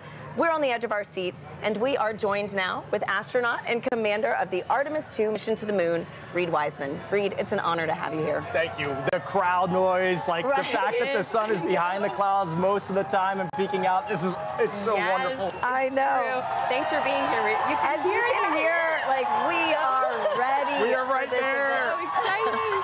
So tell us, Reed, obviously everybody is excited, but have you seen a total solar eclipse before? Never a total, so I will share this darkness with you and this whole crowd the first time. Oh my wow, gosh, this is incredible. That's so great. too, what considerations do you and your fellow Artemis astronauts need to think about when related to the sun when traveling back to the moon? Well, it's great to see Pam Melroy on your last clip, a dear friend of mine, so it was nice to see Pam's face over there. But when we're heading out to the sun, it's really radiation is our big thing that as we're heading out to the moon. Yeah. It's really the solar sun. radiation that we're most thinking about there as the danger from the sun, and the Apollo astronauts dealt with it, and we've dealt with it for a long time on the International Space Station, and we have a lot of data from the moon from our NASA probes that have gone out there and collected, so we think we know what we'll encounter. Great, okay. And tell me, Reed, how does it feel to be the commander of NASA's first crewed mission going back to the moon since Apollo? I'm flying with Victor Glover, Christina Cook, and Jeremy Hansen, the three best. Team, yes. I know, so every day that I go into work, I won't say every day is easy, but every day is fun, and I'm flying with people that have principles, they have integrity, and they have just so much knowledge and professionalism. it's a dream come true. And getting to work with the whole team, the international team, it's the best. Wow. Well, thank you so much for being here with us, Reed. You know, really quickly, do you have any advice for anybody that might want to follow in your footsteps one day? We always say that you have to find that job that you love, go all in on it, live your best life, be as good of a professional as you can, and someday apply for the program. And we look forward to seeing your application come across our desk. Thank you, Reed, and good luck on your upcoming mission. Thank you. Great to be here.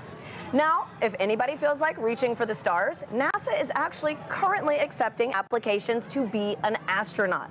You could one day travel to the moon and eventually to Mars. From teachers to scientists to even those in our armed forces, we are looking for a diverse group to take humanity farther into the cosmos. You can apply now through April 16th by visiting go.nasa.gov/astro2024. Now, timing is everything when it comes to pulling off successful science during an event like today. Let's hear from a very special guest who also knows a thing or two about perfect alignments.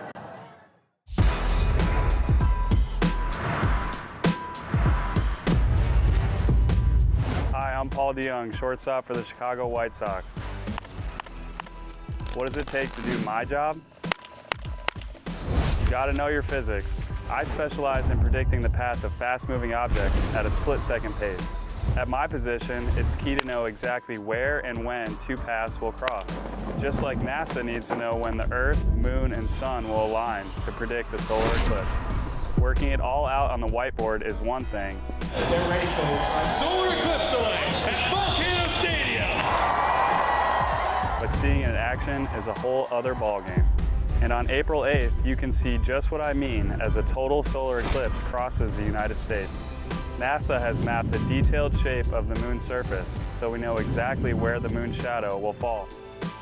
And you know where to be to see the eclipse in person, even if it's from the stands. Don't miss your chance to experience the beauty of science in action and maybe catch a ball game.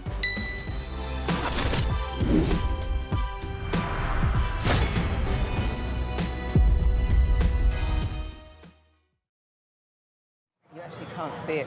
We are under 2 minutes actually, away from totality here in Kerrville, Texas, which will mark the start of our eclipse coverage across America. Now, folks, we have a little bit of cloud coverage right now in Kerrville, so we are showing the Dallas feed. But again, we're holding out hope. We are. Gina and I are thrilled to be here with Dr. Nicola Fox, who is the Associate Administrator of NASA's Science Mission Directorate. Nikki, thank you for being here. Oh, I wouldn't be anywhere else. Thanks for being here, Nikki. So tell us how the science conducted today will really impact the future of exploration at NASA Science. Oh, wow, there's so much that we're going to be doing today. We're going to be studying the sun. We're going to be studying the Earth's atmosphere and how that changes. You can see it getting dark here. And, you know, we've got these little magnetometers. They're going to be all across. We have 30 of them all the way across. I'm going to hold it up. Very nice. Love magnetometers. Magnetometers, and we're gonna be having these all the way across the path of totality. And it sounds like we should go. We should get up. Oh my goodness! Let's go! Oh my goodness! Less than a minute. Oh my goodness! Wow. Okay. All right. Glasses on, Nikki. Yes. Yeah, or glasses no? on, but we're about to get. Okay. Yeah. There's some cloud there's coverage. some cloud coverage. It's trying to peek out. It is trying. It is trying. It is trying. Windy, it is getting for dark sure. here. The wind's picked up. You could actually see the birds started flying in a very weird pattern a minute ago. Good point. Come on, clouds. Everyone's screaming. Yes. You know, I might have to switch to Team Sun. Come on. Oh my goodness. We're there. We're nearly there. Okay. There we go. Wow, the crowd is counting down. Yes.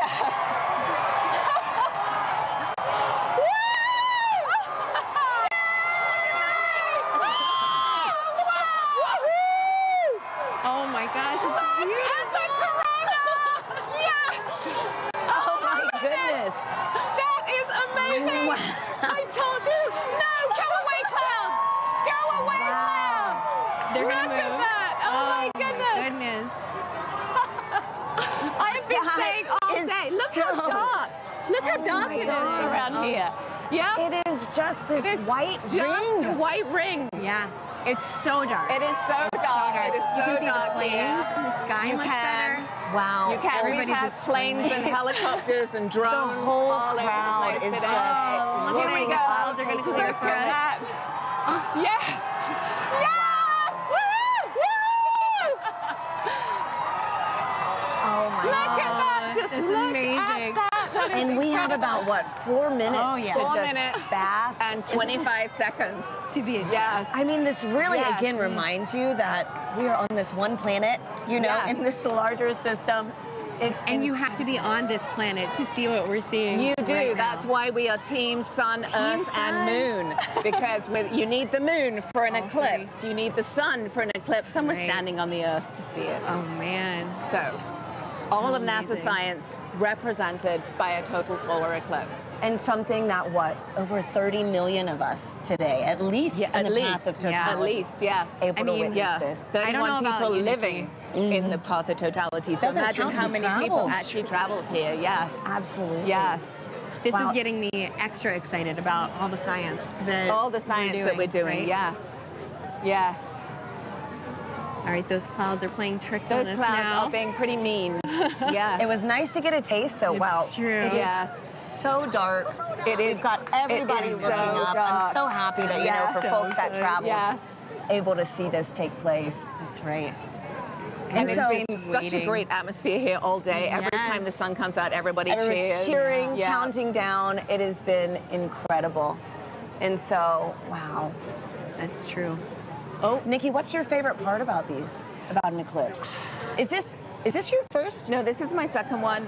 2017. I was in Nebraska and I saw it there. But I think there's just you can study the sun, you can study the corona, but suddenly you see it with your own eyes, and it's that feeling of just wow, that is our star. Like that isn't just. It isn't just the sun anymore. That's a star, and you see it looking like a star. And you know, as we study. You know, as we look for exoplanets in other galaxies that might be able to support life, you know, we need to understand our relationship here on this planet with that star. And so it's so important. And I think when you see it, you're just like, wow, it actually is a star. Yeah. You know, it's not just a bright point of light in the sky. You can see the structure. You can see just how exciting the sun is and actually how dynamic it is. Yeah. And you know, it's not often in heliophysics that we can actually see the science that we're doing with our own eyes. That is right. So it's a rare experience. Or even sharing it, you know, millions of Have us so today. many people partake. Yep. That's right. It's pretty windy too here. It is windy. And so I know earlier in the show we've mentioned that total solar eclipses really might only pass through a certain location, say every 375 years. Yeah. Can you explain how come we don't see eclipses like this every day? month? Yeah. Every month. Because the moon's orbit is actually tilted, and so most of the time when it passes in front, it doesn't block out the light for us. At this particular time, it is right on the plane between the Earth and the Sun. It is actually at its closest point to the Earth, and so in the plane of the sky, the moon is exactly the same size as the sun, and that is very unique. That is so special too. Yes. I mean, like, what are the odds? It's the 400s, right? It's Yes. The distance between the Earth and the moon is 400 times closer than the Earth and the sun, and the size is 400 times smaller as well. So it just blocks it perfectly. Yep. It does, and right now the clouds are blocking it perfectly. Hey, but we got a taste of it, which was very nice, and we are chasing this eclipse across North America today. We are. So excited to we see it are. from these other I think it locations wants to come too. out again. I don't know. These clouds are thinning. Yeah, the clouds. You can hear the crowds cheering. The crowd's getting excited. We're hopeful. Yeah. Channeling all that good energy. Yeah. This crowd has been great all day. Oh, yes. All day. It's crazy to believe, too, that it was so dark and it's only like midday. Oh, yes. Yeah. Yes. Yeah. Wow, and we're starting to get Starting to get the light back. Yeah, starting to get the light back. Yep. So unfortunately, we did not see the diamond ring at the end of the eclipse because of the clouds, which is always a crowd pleaser, but we did see it actually right before totality. There was suddenly this beautiful bright one light, and then it all went dark. So we did actually see quite a few great features on the sun, and somebody actually was saying they could see a sunspot. Obviously through their glasses, but they could see a sunspot. So Can you clarify what the sunspots are for our viewers? Yes, absolutely. So if you were looking through your glasses, you might have seen a couple of dark spots on the sun.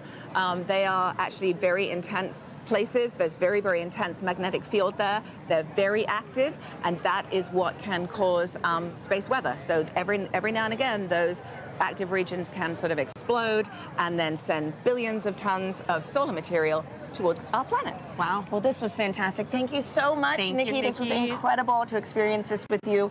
Let's follow this eclipse right up that path. Next up is Dallas. We have Joy and Michael standing by for their big moment in the sun. Yeah, you can feel the temperature change. The wind has completely quieted down. Yep. So the energy here is amazing. So with me right now is Dr. Michael Kirk. He's one of our eclipse experts. Michael, we saw an annular eclipse back in October, but today is a total eclipse. How are you feeling today? It is totally different. I am ecstatic. The annular eclipse was really cool. This is, you can feel it, the energy here is electric. If you look around, you can see that the darkness is coming. Let's have a quick look at what we're looking at right now. We're almost there. We're a couple of minutes away. Ooh, yep. Just a crescent left. So let's quickly talk about some of the ways that the public are participating in the eclipse right now. Yes. Michael, can you talk about some of the citizen science projects? Yes, there are people all around the country right now making measurements of audio recordings to see how the environment is changing. And it is a great opportunity to do genuine science with just an audio recorder. Fantastic.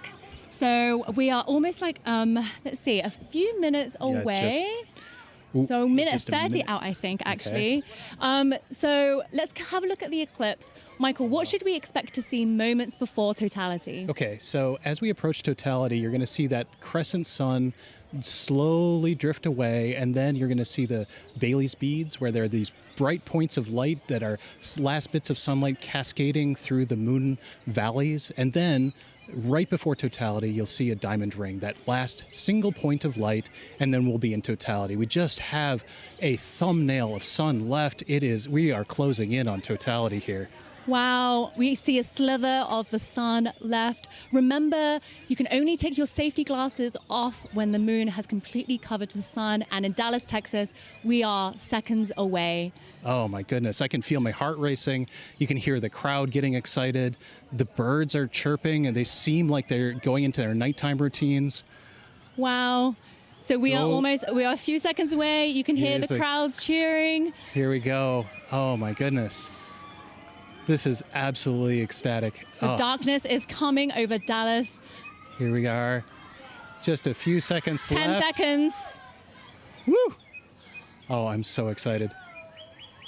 Okay, we are 5 seconds away from totality. One little bit. It's totally dark here. Deep twilight around here. Wow. You can hear the crowds. Here's the last bit of lights, and we're in totality. Woo! Oh my God. Oh my God. That is absolutely breathtaking. Oh my God, Michael. How are you feeling right now? I am just awestruck. I mean, there's a few high clouds, but the beauty of the corona is clearly visible. You can see that spiky structure just poking out. It is heart-stoppingly beautiful. Oh my goodness, I have tears in my eyes. I was not expecting this. This is one of those experiences that you just never forget.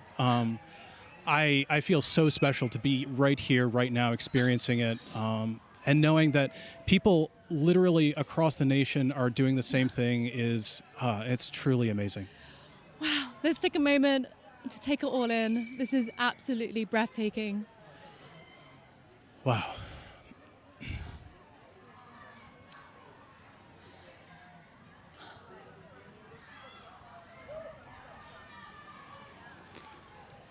You can see that spiky structure of the corona. That's indicative of our approach to solar maximum. That asymmetrical nature of the corona happens when we're in solar maximum, and that's going to be happening in about a few months from now. So that means that this view of the corona will never happen again, ever. This is a completely unique view that even if you see a million solar eclipses, you'll never quite see one like this. So, Michael, you study the sun. What is it like to see the corona that you don't normally see? I mean, I just there are no words. I spent my life studying this thing, and to be able to see it and feel it is, I mean, it's just tremendous. You can see a prominence in the chromosphere, the middle atmosphere of the sun is a pink spot. And that pink loop is what I spent 5 years doing a dissertation on, that one little pink loop. And it's just, it makes it all feel like it's in perspective now. I can't believe how clearly I can see those pink loops and the structures in the corona. We can see a few planets out as well. They're brightly shining in the sky. And actually there's a plane racing across the shadow as we speak as well. And I just want to take a moment to say huge thanks to our telescope operator, Vanessa Thomas, for providing these views. This is just so stunning. People are applauding here, as you can hear. I mean, I think everyone here is getting exactly what they came for, which is just that sense of your place in the universe. This is our closest star, and being able to see the star like this is truly special. Okay, we have 1 minute left of totality. Oh, the time just passes way too quickly. The next eclipse won't happen across the US for another 20 years, so this really is a once-in-a-lifetime opportunity for a lot of people. Absolutely. Our friends up in Alaska will see their next eclipse in 2033, so I am like already thinking I need to go there. I mean, it's just, Yes, it's like, it doesn't matter what I need to do. I just have to go there. Wow. So we're 30 seconds out. Oh, my so goodness. right before totality ends, our telescope operator, Vanessa, is going to put the solar filter back on. But let's just cherish these last few moments of totality in Dallas, Texas.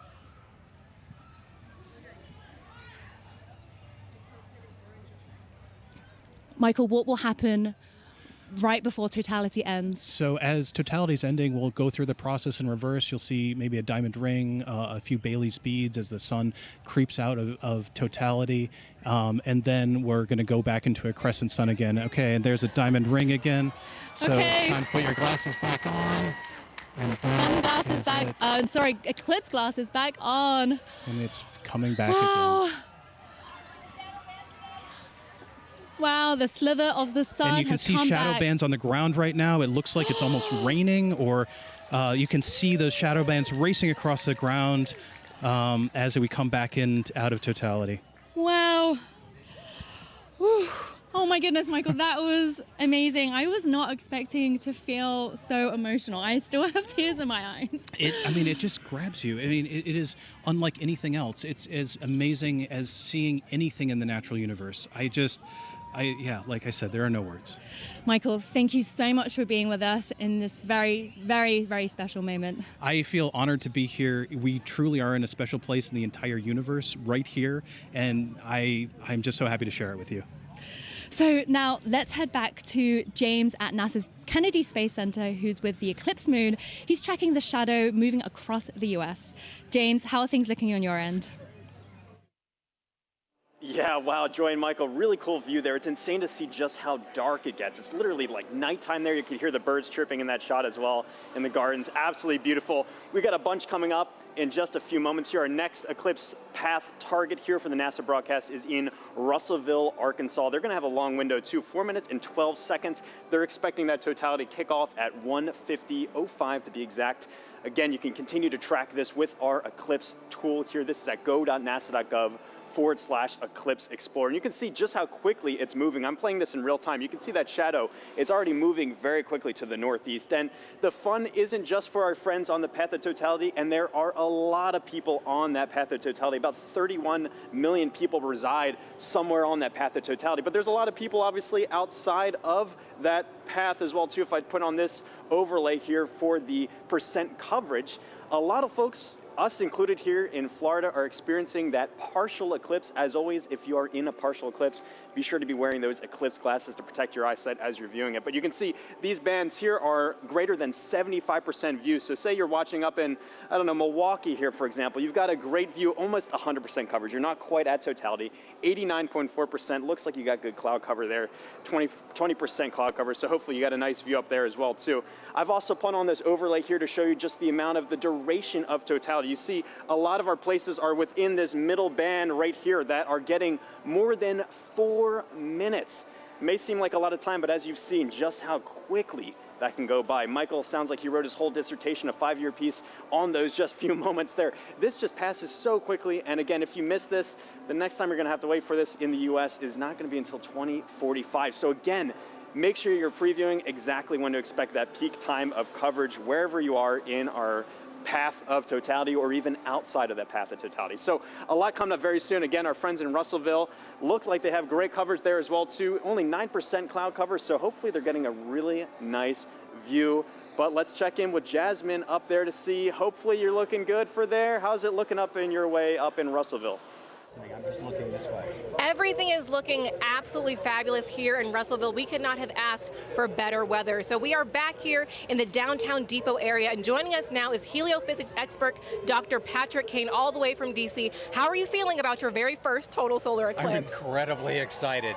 As I'm watching all of the changes, there go the crowd.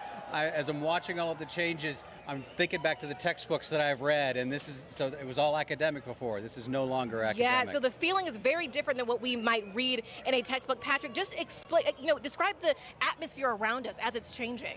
Right now, as I'm looking around, of course, the temperature has been falling for the last 20 or 30 minutes, but the light is dimming, and it's dimming faster and faster and faster. It seems like it's accelerating. The crowd is definitely getting excited.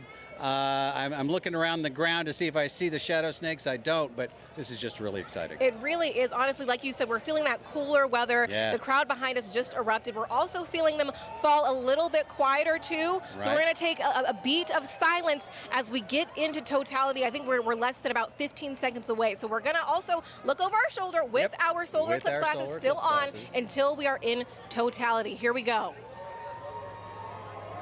Just a sliver of the sun left. Getting close. Crowd's getting excited. The crowd, yeah, all around us, completely electric.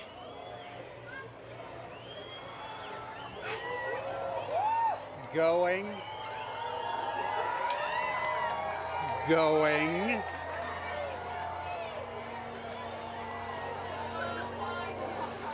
Wow. Oh my goodness. Here we are. Here we go. And the crowd goes wild. God. Oh my God. Wow. We got some Bailey's beads. Oh, absolutely stunning. That is spectacular. We see Venus over to the side there. And Patrick, it came and went so quickly, but we did see a diamond ring at the very beginning there. Can you describe to us what is that? Sure, that diamond ring effect is due to the moon not being perfectly smooth. It's got mountains, it's got valleys. So just like here on Earth when we see a sunrise or a sunset through a valley, we just watched a sunset through a valley on the moon. Absolutely stunning. Oh my. So you said we could see one planet. I see it right there in the sky. Can we see any others as we're looking up? Yeah, we've got Venus on the over to one side. We've got Jupiter up here to the left of the sun.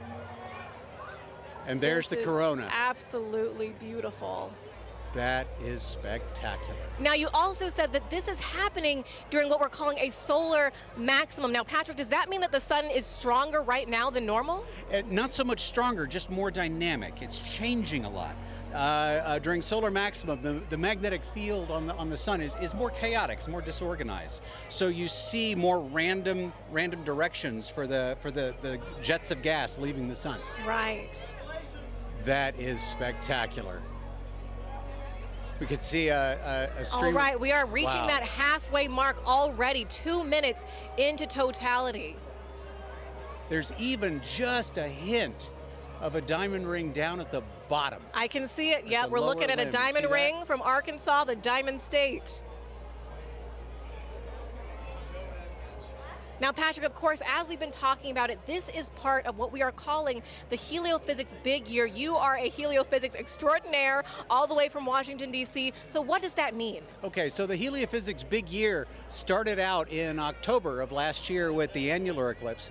And of course, we take a pause here in the middle to watch this particular eclipse, but then it will end on December 24th of 2024 when Parker Solar Probe passes as close as it's ever going to get to the surface of the sun within 9 solar radii. Oh, wow. And I'm sure that means a lot to you because you worked on Parker Solar Probe about 20 years ago during its inception. So tell us a little bit more about that. I worked on a concept study for Parker Solar Probe back when I was a graduate student in around 2002 or so. And back then, the idea was for it to actually dive into the sun rather than orbit the sun. So it was going to be a sun dive. Wow, that is fabulous. This must be a very full circle moment for you, right, Patrick? This is brilliant. This is absolutely brilliant. And that diamond ring has been Wait a minute. That's pink. What we are actually seeing is down into the chromosphere now of the sun. We're seeing a little bit deeper than the corona. I believe it's because of the pinkish color. We're looking down into the chromosphere, which is the next layer of the atmosphere of the sun down. Oh, wow. Wow. Oh my God.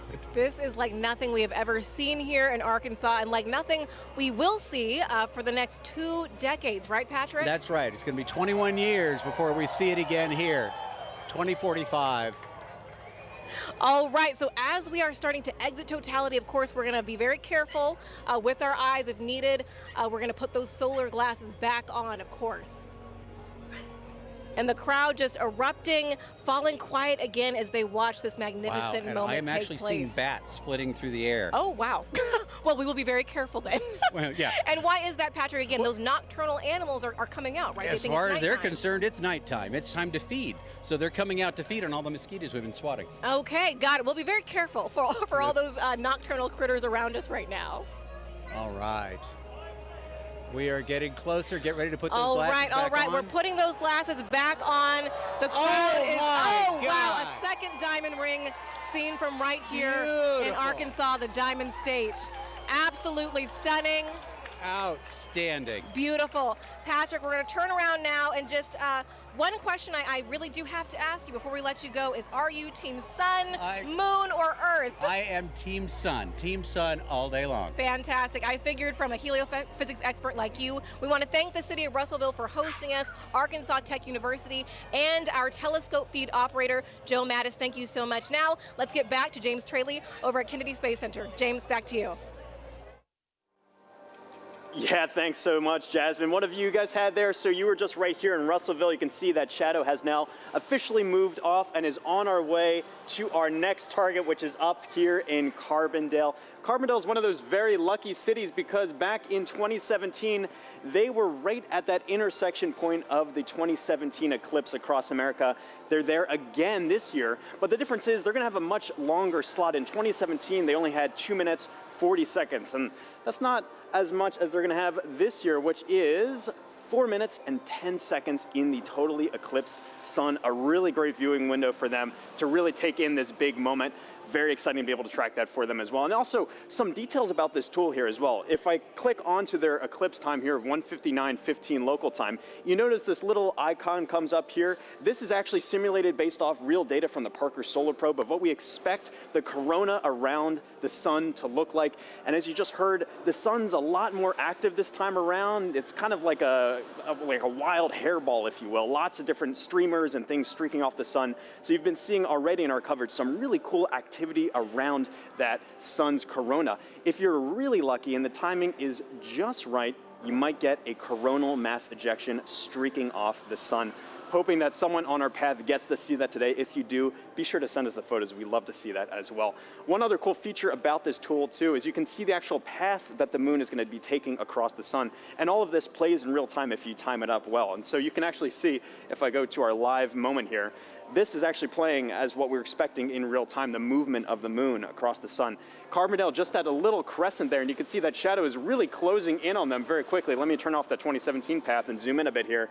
You see there, nearing totality in just a few moments, and their weather is looking great. We've been checking in with them all morning and afternoon. 27% cloud cover. That time of totality is coming up at 1:59:15. Really excited. And then it's going to be kind of bang bang for a while afterwards for a lot of our sites. We're going to be moving on to Indianapolis, all the way up to our final target in Holton, Maine. There is a lot coming up. And even again, still, if you're outside of that path of totality, have your glasses at the ready to be able to observe that partial eclipse. This is going to be going on for a while. But for now, let's take a look at Carbondale and see up close what it's looking like. How is it looking over there in Carbondale?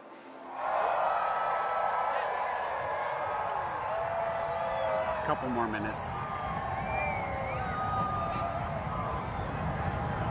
Well, the crowds are going nuts here in Carbondale at SIU at Saluki Stadium.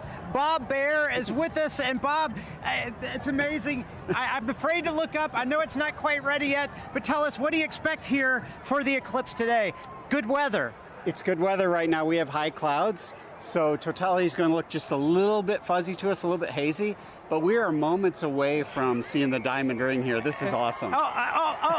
Oh, I thought we saw it. I think we got about 1 minute. Okay, 1 minute away. Now, today we're having longer totality. So are you feeling the temperature change? Because I'm already feeling the temperature drop. I felt the temperature dropping about 20 minutes ago even, and the wind picking up a little bit.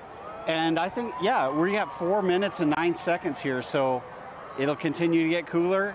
And we got a lot to look at in the sky. I'm very excited. I'm looking up when I can. Oh, it's so close. It's getting very dark right now. See the very dark. You can see the shadow going across. This is the start of it. It's dark over here. It's light over there. This is amazing. Crowds are going nuts. We're about to get word that we're at totality. Oh, you can see the planets. The crowds are going nuts. This is crazy. Bob, this is amazing. Here we go. Don't look at the sun yet. It's not quite totality, but you can still see some of the planets right away. Very close. You got about 15 And the crowd is very happy. Shadow bands. Oh, total darkness here. This is incredible. Oh, wow. There it is. Diamond ring. Diamond ring. Wow, ring. it's amazing. It's amazing. That is awesome. Look at that. Oh, and Bob, that's amazing. Wow. Jupiter. Complete totality. I see Jupiter. Oh my gosh, that is gorgeous. Wow, this is amazing, Bob. Wow, that is huge. So we have some prominences. I think we want to go look through the scope. Go through, look through the scope. I'm going to walk over with you as you talk through the scope. We are right here at one of the telescopes that we have positioned here. Bob is looking through with the naked eye and going to give us some feedback on that. Maybe some prominences we're seeing. What's amazing is how dark it is compared to 2017. Much darker, a lot more astronomical features. We have seen Jupiter, and I believe what planet is that, Bob? That's Venus to the right. That's the Venus. Can't quite see Mercury. I think it's obscured by those light clouds. Yeah, light clouds. But 360-degree sunset around us. This is amazing. It's going to get darker. It's going to get darker. It's going to get darker. Wow, this is already pretty dark. We are not in the middle of the shadow quite yet. Wow. Did you see it? Yeah, timer started. Okay, 2:46 to go. Okay. Yeah. All right, so we're getting some live data from the team here. I tell you, it's really impressive, Bob, because... Oh, my gosh, it's getting better. See that prominence at the bottom Yes, at the bottom, there's a prominence. I see it. Wow. I keep looking for I can't believe the Mercury, clarity. It's so much darker than 2017. It's gorgeous. And what's awesome, we have 6 telescopes running back here, capturing data, streaming this. And that's a big important part here. This is not just capturing image to share with people watching the show. You are actually capturing scientific data that can be used by scientists everywhere. We are, and we've seen totality across North America so far in Mazatlan. Now we're experiencing it ourselves, and we'll experience it after this on the Jumbotron from the other Deb sites. It's like the most amazing eclipse train you could ever ride on. Wow. This is a bit better than 2017. Without a doubt, without a doubt. No cloud. And you know what's interesting is the crowd is quieting down. They seem to be experiencing the moment, taking it all in. A really special moment here. Look at that. So we must be getting close to the center. Where are we at? 2 minutes? So 1 minute, 30 seconds.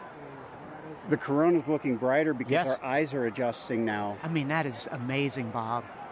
And how much corona you see. I mean, like, just last time I didn't see that much. Visually, oh, there goes a bat. See a bat flying over the crowd. Oh, yeah, we talked about the animals. Now we see them becoming active. We found a Luna moth earlier as Wow. well. But Wow. that corona is about 4 times the diameter of the sun. That is massive. That is amazing, Bob. And I'm really curious 1 about minute? that prominence at the bottom. Have you looked yet, Blair? You No, have to I look. haven't looked. So take a look. So Blair's looking through the scope now. Oh my goodness! At totality. Oh, no, that one right at the bottom is significant, Bob. It looks like a coronal mass ejection, but don't fact check me on that because I'm just a novice. But there's actually 2 on the Bob. You got to look at that. There's 2. Look at the 30 seconds. William. 30 seconds left in totality. Jump in there. Take a look. It's great because we have telescopes out here for people to look at and actually see total eclipse through it. Corona. And we're getting close. I don't know what you guys are seeing on television, but 10 seconds. We got to cut it off. Okay, all right, here we go. 10 seconds before we need to put our glasses back on. Okay. Oh, sorry. You're good. You're good. We put the cap back on the telescope to make sure nobody looks. What an amazing too event, late. Bob. There's the diamond ring. There's the second one. Oh, snap. Oh, that's amazing. It's like it was scheduled. Yeah, somebody had the timing right here. Oh my man, gosh. That's amazing. We will see shadow bands again here. You hear the crowd. Everybody's excited. There we go. What an amazing moment here at Snoopy Stadium. Oh my gosh. With Bob Bear and 10,000 fans, all loving every moment of it. Bob, some final words. Well, I think we just had an eagle fly over. Okay, so but incredible. Well, that's one of those things you said. We saw animal reaction, we heard it, we felt it. It was wonderful. So we got to keep an eye out for shadow bands. We're going to see them again in about 1 minute on the ground here. Okay, so we'll keep looking for those shadow bands on the ground, but I got to tell you guys back at the studio, I know you guys have seen eclipses already. There's still some to come, but what an amazing moment. Back to you guys. Good weather all the way to the end.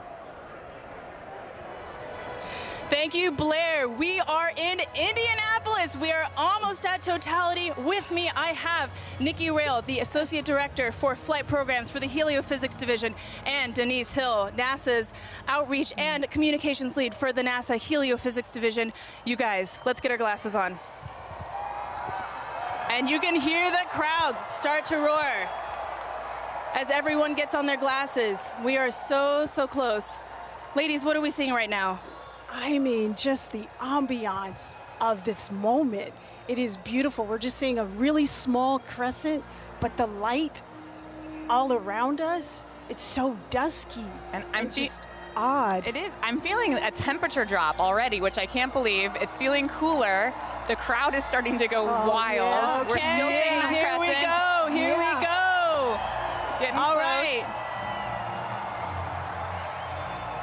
We are so all right, close. and the best soundtrack you could possibly ask for in the background here. Absolutely.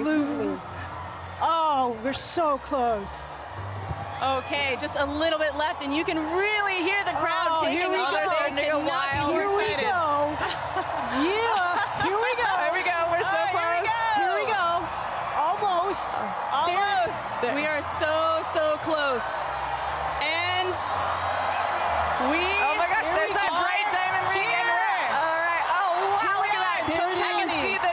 Yes. Oh my gosh. I can actually visualize the corona. I've always wanted to see that. Wow. Look at that. Fantastic. Oh my God, it's gorgeous. Oh my gosh. Absolutely An incredible sight. And dark. Wow. Look at how dark it is. Oh my gosh. And you can really see those streamers coming out right now. I'm seeing some bright lights around where we're seeing cratering, and I can see those streamers coming out of the corona. And are those Bailey's beads? Are we seeing any Bailey's beads? We were seeing some Bailey's beads. They're transitioning out a little bit, but yes, those bright light where the sunlight is shining through craters on the moon, mountains and craters. And look at those streamers of the corona. It is putting on a show. Moly. And it is dark. Holy moly. It is dark. I got to take a peek at the crowd right now. Oh, look at the crowd. Oh The crowd is absolutely going wild. Everyone's got their phone out. It is now safe to look at the eclipse without your glasses. Wow. What an amazing sight. Folks, we've got 4 minutes here, a little under 4 minutes to enjoy this. Wow. And if you were in an open field right now, you'd be able to see a sunset, a 360-degree sunset all around us. Yes, and you can see a little bit of that You now. can see the light around us a little bit. I have to say, this is my first total eclipse, Denise. This is my first total incredible to see it. Totality. Wow. This is a bucket list moment for me. This is incredible. Really a once in a lifetime, unless you're an eclipse chaser, which I'm considering it. I might become one after this. Yeah. I quit my job. Wow, Oh fantastic. My gosh. Oh we my spent gosh. so long trying to see that corona, and to see it with my eyes. Yes. Your own eyes. Wow, just gorgeous. I'm just in awe of being this person on this rock moving around the sun. Yes. I can't even believe it right now. Yeah, and to share this moment together with 50, 60,000 people all looking up at the moon and the sun all at once. It's just an incredible experience for all the folks here in Indy and for all the folks watching. I hope you can take, the amazing energy and excitement from this crowd. What a special moment for the United States. Oh my gosh, did you hear that? Look at this and everybody. Oh, there we go, the crowds. Wow. Wow, okay, so I think we're seeing, those beautiful prominences. The corona is just putting on such a show right now. It's got my full attention. Wow. That's all I can watch. Holy cow. We've got some very appropriate music going on in the background here. This is the best version of getting mooned that I have ever experienced in my life. Don't strain your eyes. Wow. I am just in awe. There just aren't the right words to describe this. I'm just noticing it feels so strange to me right now. Like I feel the hair on my arm standing up. I feel like it's nighttime and what am I doing? And it was daytime. And actually, folks, we are starting to get some nighttime insects coming out. Yes, we're starting to see bugs. Yeah, we are seeing bugs in light. It's hard to hear them over the crowd, but I can definitely see them flying. Yes, I think the animals are a little bit confused. Nikki, while I have you, we've got a lot of programs at NASA looking at the sun. No eclipse glasses required. As the Associate Director of Flight Programs, tell me, what can we expect NASA to be sending to the sun in the next few years? We are so lucky in the midst of this incredible time of solar max. We're getting ready to. I'm seeing a diamond ring right now. The diamond ring. Take a look. Take a look. Put your glasses back on. Be safe. That is the diamond ring, folks. Wow, spectacular. Oh my gosh. You can even hear fireworks in the distance. Yes. Oh my gosh. And the light is already starting to change. It really is. You can. Wow. And the crowds are loving it. Hear the crowd just loving every second of it. Oh, what a moment. I love those fireworks. Indianapolis is really pulling out all of the stops, and we love them for it. I also want to take a moment here to thank our 2 telescope operators, John and Dana, who have been providing these telescope views for us there from Ball State University. Thank you very much to John and Dana. All right. It's like somebody flipped the lights back on. It's like a sudden switch flip. This is so crazy. And I can feel it warming up already. Yes. Wow. This is so amazing. Incredible. Well, this is an incredible moment, and an incredible moment for the Helio Big Year. Ladies, thank you so much for joining us. This has been fantastic. Thank you for having me and sharing this. I'm so excited to be here and to see this incredible sight. Absolutely. Megan and Sarah, back to you. Oh, that was so fun to experience, and I can't wait for us to do it now. Take a look at this drone shot where you can see it definitely got noticeably darker. We feel it here. It's colder. The crowd is cheering now. They're ready for totality here in Cleveland, Ohio. We are less than 3 minutes away, 2 minutes and 18 seconds away from totality here in Cleveland, Ohio. The crowd over here to our right going crazy, feeling the excitement. I'm ready for this. How are you? Yeah, it's super cool. It's all of a sudden it's really getting dark and you're starting to feel it. Yeah, so cool. It's like they just dimmed it out. Now it's like night. This happened within the last like couple of seconds. But let's take a look around because obviously we're not the only ones enjoying the total solar eclipse today. We have some we have some eclipse viewing events that we've seen around the country. So why don't we take a look at some of those? Wow, oh my gosh, so this is cool. Times Square. That's the NASDAQ tower, and they are taking our feed live right now, and we're seeing awesome. Cleveland, Ohio's sun. They're only going to get a partial eclipse today, but they get to watch our eclipse with us. So. Yeah, I'm really glad that they can do that. Wow, look, that sliver of a crescent just left. It's actually perfect on that building, It's beautiful. The shape of that building, right? And we can see some people in the foreground taking a look, stopping to watch. It's hard to stop in Times Square, right? But they're stopping to take a look at this with us. Beautiful.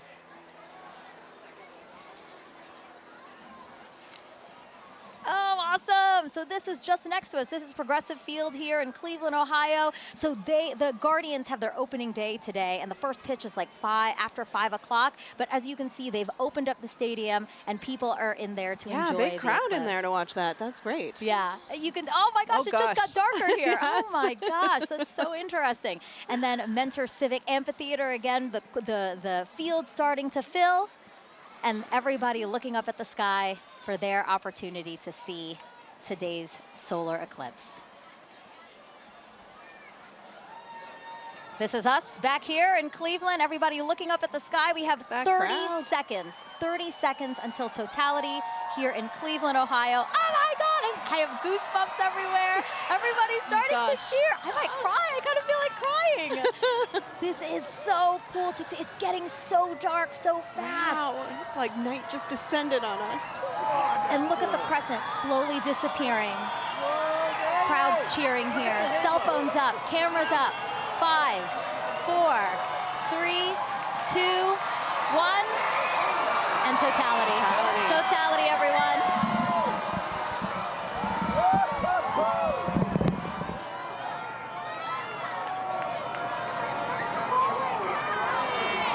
Oh my God.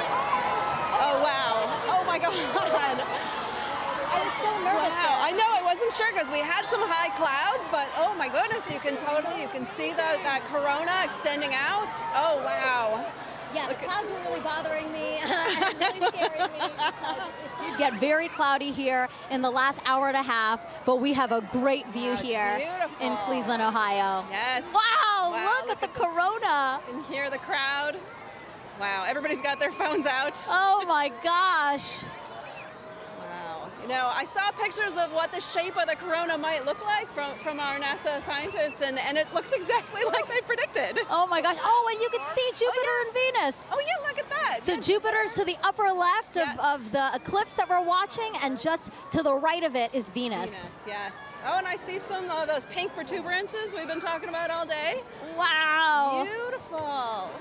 And again, all around us you see light, but just at the top where we are. 360 sunsets. Exactly, exactly. Yes, Indianapolis had described that as well. Woo! We have totality here for 3 minutes and 50 seconds. That is such a luxurious amount of time. I saw the 2017, I think we only had about 2 minutes. So. And why is that? Why does the length of totality differ? Oh yeah, well, because sometimes the moon is a little closer, a little further away. Its orbit's elliptical. And so when it's further away, it looks smaller in the sky, but when it's closer, it looks bigger, and so we get a little bit more extra time. Look at the prominence. You can see it on the bottom. On the bottom there. So pretty. Wow. It's like bright pink. That is insane that you can see it from there. From here. Yes. Just like the power of our sun. I'm truly in awe right now. And cold. I'm in awe and cold. It did drop. It is noticeably 10 colder. degrees. It's like, yes. Yes. Looking around to the crowd. A lot of people videotaping it, trying to take photos. It's the lovely backdrop of the Cleveland skyline. Yeah, that's beautiful. We have the stadium right next to us. Oh my gosh. And again, thanking the Great Lakes Science Center and NASA for hosting this event here in downtown Cleveland, Ohio. It's great to sort of join humanity to all come together at once and experience this together with such a great look group at the of screen folks. right now. Here's a shot of the skyline. Wow, the sky looks on fire. Beautiful. A lot of excitement still here in the crowd. Sarah's just taking it all in. Sarah, you're supposed to be commentating. You're supposed to be saying. It's so beautiful. So you can tell that we have some cloud cover, right? It's kind of hazy here, but still. It is, yeah, some high clouds. I was worried about it, but like we can still really see, have a pretty good view here. Wow. And again, this is so rare for people here in Cleveland to see a total solar eclipse. The last time was 1806. The next time, guys, 2444. That is incredible. I hope everybody took the time to come outside and witness this today. Oh my gosh, you can still see that prominence. Again, talk to us about what a prominence is. Yeah, so that pink color comes from the helium in the sort of outer atmosphere of the sun there. Oh, it's beautiful. And it gives off that pink glow. Yeah. Wow. Totality ending here. Whoa, there's the diamond ring. Oh! Time to get your glasses back out. Time to put your glasses back on, everyone. That's your cue. Glasses back on. We get that diamond ring. Wow. What an amazing experience. My first total solar eclipse. Yes. Let's see what they think about this in Niagara with Daryl Nail.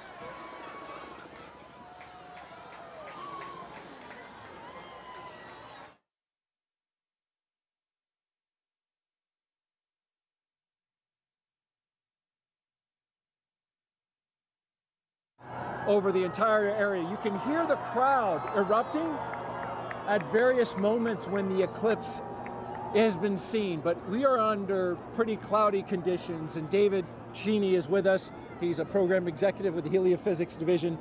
David, this is a challenging situation to be in order to try to see this eclipse. We've seen glimpses. We have seen glimpses, so we're basically spending our time staring at the sky, hoping for a little bit of a glimpse of what would be a totality. So right now, the sky has just completely gone dark. You see all the lights, basically, everybody's cameras and everything else are all making it lighter. And it's gotten significantly colder as well, just over the last several minutes. And it's like, it's fascinating to see it go night like this. We've been listening to everybody across the country enjoying totality and seeing it clear. That's not the experience we're having here. In fact, it's so cloudy that our telescope operator, Jessica Bellina, who's working very hard to try to get a lock on it, has not been able to get that telescope feed dialed in because she has to have a view of the sun in order to see it. So we don't have a feed for you from Niagara. What we have is just every once in a while you'll hear part of the crowd, only part of the crowd will cheer, because I guess they kind of have an angle through the clouds to see just a little bit. Yeah, and the clouds have really only cleared out enough occasionally to even need eclipse glasses. So for the most part, you have a thick enough layer of clouds that you can see the eclipse without them, and it's just fine. So a lot of us have been able to just take regular pictures with our cameras. Let's take a look and just kind of enjoy the moment of darkness that we're in now. People have come from all over the world to be here. You can see some. It looks like it's a little bit lighter up there. Our spotlights are blinding these guys. Can we turn the spotlights down? So there, oh look, you got a little bit of eclipse right there with people watching. So we're just catching little glimpses of things as we look up into the sky. So this might not be as exciting as some, but this is what we get. We're just hoping to have a little bit of a glimpse. Well, we've got 3 minutes and 29 seconds for it to happen. We're already a minute or so in. Right. We heard there's going to be skydivers that are going to jump out. Probably hard to see them. Yeah, I don't know that we'll ever get to see the skydivers. You can't see any of Niagara Falls really. It's basically all like as if it was night for us here. You can start to see some of the light come in from the other side. So we're taking now a view of Tupper Lake, New York. That's oh look, there he goes. Oh, hey, there he goes. Totality right there. We're getting totality right now that we can see. There it is. We just got a really nice clear spot right there. So wow. Got a little bit of hole through the clouds so everybody could see. Just opened up. And now that was the roar from the crowd that you just heard, and just as soon as it showed. So yeah, we're continuing to watch the totality that we're getting right now. You can see a little bit of hint on the side as it's shining through. Well, there, duck down. Yep. Jessica, so here we go. We have another view a little bit. Another little view right here. No. As it's starting to peek out around. Oh, there it is. So we're getting starting to peek out just around right there. Yep. Well, totality is complete. Yep. Well, that was a fun experience to watch and hope for, like just everybody else around here hoping for a view. And we got it. That was a unique experience. Bring the lights up. And suddenly night is turning into light and day. Yeah, we're getting some light again. Oh, although that's a lot of light. I was worried there for a second that we weren't going to get anything. David Cheney, thank you so much for joining us. Appreciate you sharing this experience. I was really worried that we were going to see something. Fortunately for everybody here in Niagara Falls, we got to see a little bit of the eclipse. And yes, we did. That was great. Some of your cheering now. Thank you very much. All right, you're welcome. As we take a look around the falls, and people have not moved. They are still looking up, enjoying the partial eclipse now. We're going to bring in Jeremy Hansen. He is a Canadian Space Agency astronaut who has been at the falls with us for the past few days. And Jeremy, you're going to be on Artemis 2, of course, the mission. We'll talk a little bit about that. I'm going to be looking over your shoulder here, Daryl. Hey, make sure you put on your glasses. Well, we're still pretty safe. We got a lot of cloud cover, but That's true. That was actually, I think, exceeded expectations. Well, I mean, when your expectations start off with just clouds everywhere. Yeah. And I didn't think we were going to get anything. How did you feel when it finally poked through? I felt like success because we all really wanted to see it in totality, and we might have only saw it for 5 seconds, but we did get to see it, and we could see the corona, and that was just very special for me. So I really like that. And then when it passed totality, it was like this amazing, hopefully the camera captured it, but just like that amazing sunrise just coming across the clouds. Actually, the clouds kind of made a nice backdrop for it, so that was pretty special. That was very unique, very special. I'm so glad and a little relieved that we got to see a little bit of it. That was the moon passing in front of the sun. You're going around the moon in September of 2025, currently scheduled for that. You'll be the first Canadian to do so. You just saw a real special moment. That's another one. What are your thoughts on getting ready to take that big trip? You can imagine I have a lot of thoughts about Artemis 2 and what Reed, Christina, Victor, and I are getting ready to undertake. But if I have to boil it down, a lot of it comes down to pride. I'm really proud of humanity for taking on these big challenges. We're really proud of the United States for their leadership, for creating this opportunity where other countries can express our genius, bring real contributions to the program. And now Canada is going to be the second country in the world to send a human into deep space. And it's got nothing to do with me. It has to do with the genius that the world is sharing. I just love that. That's amazing. Want to mention real quick, we are in full totality up at Tupper Lake, New York, not far from here in northeastern New York. We're here in western New York where light is continuing to shine and get a little bit brighter. It really is special, and we really felt that in the 4 days that you were here interacting with the public. Was that your sense? There's a lot of excitement around this celestial event that's happening and around space exploration in general, which I find really uplifting. I don't think space exploration solves all the problems or challenges of the world, but I do believe it is one of the pillars of those solutions. It doesn't matter what problem you're looking at, space plays a role. And I love it when I see our youth getting fired up about, asking me, how do I work at NASA? How do I work at the Canadian Space Agency? We're on the US side here, but I've had some Canadians come up to me. It's just something that brings us together, this, the spirit of humanity. Just like this experience we're having here, it's a very, it feels like community. We're all out here, just humans, just being humans and sharing something special.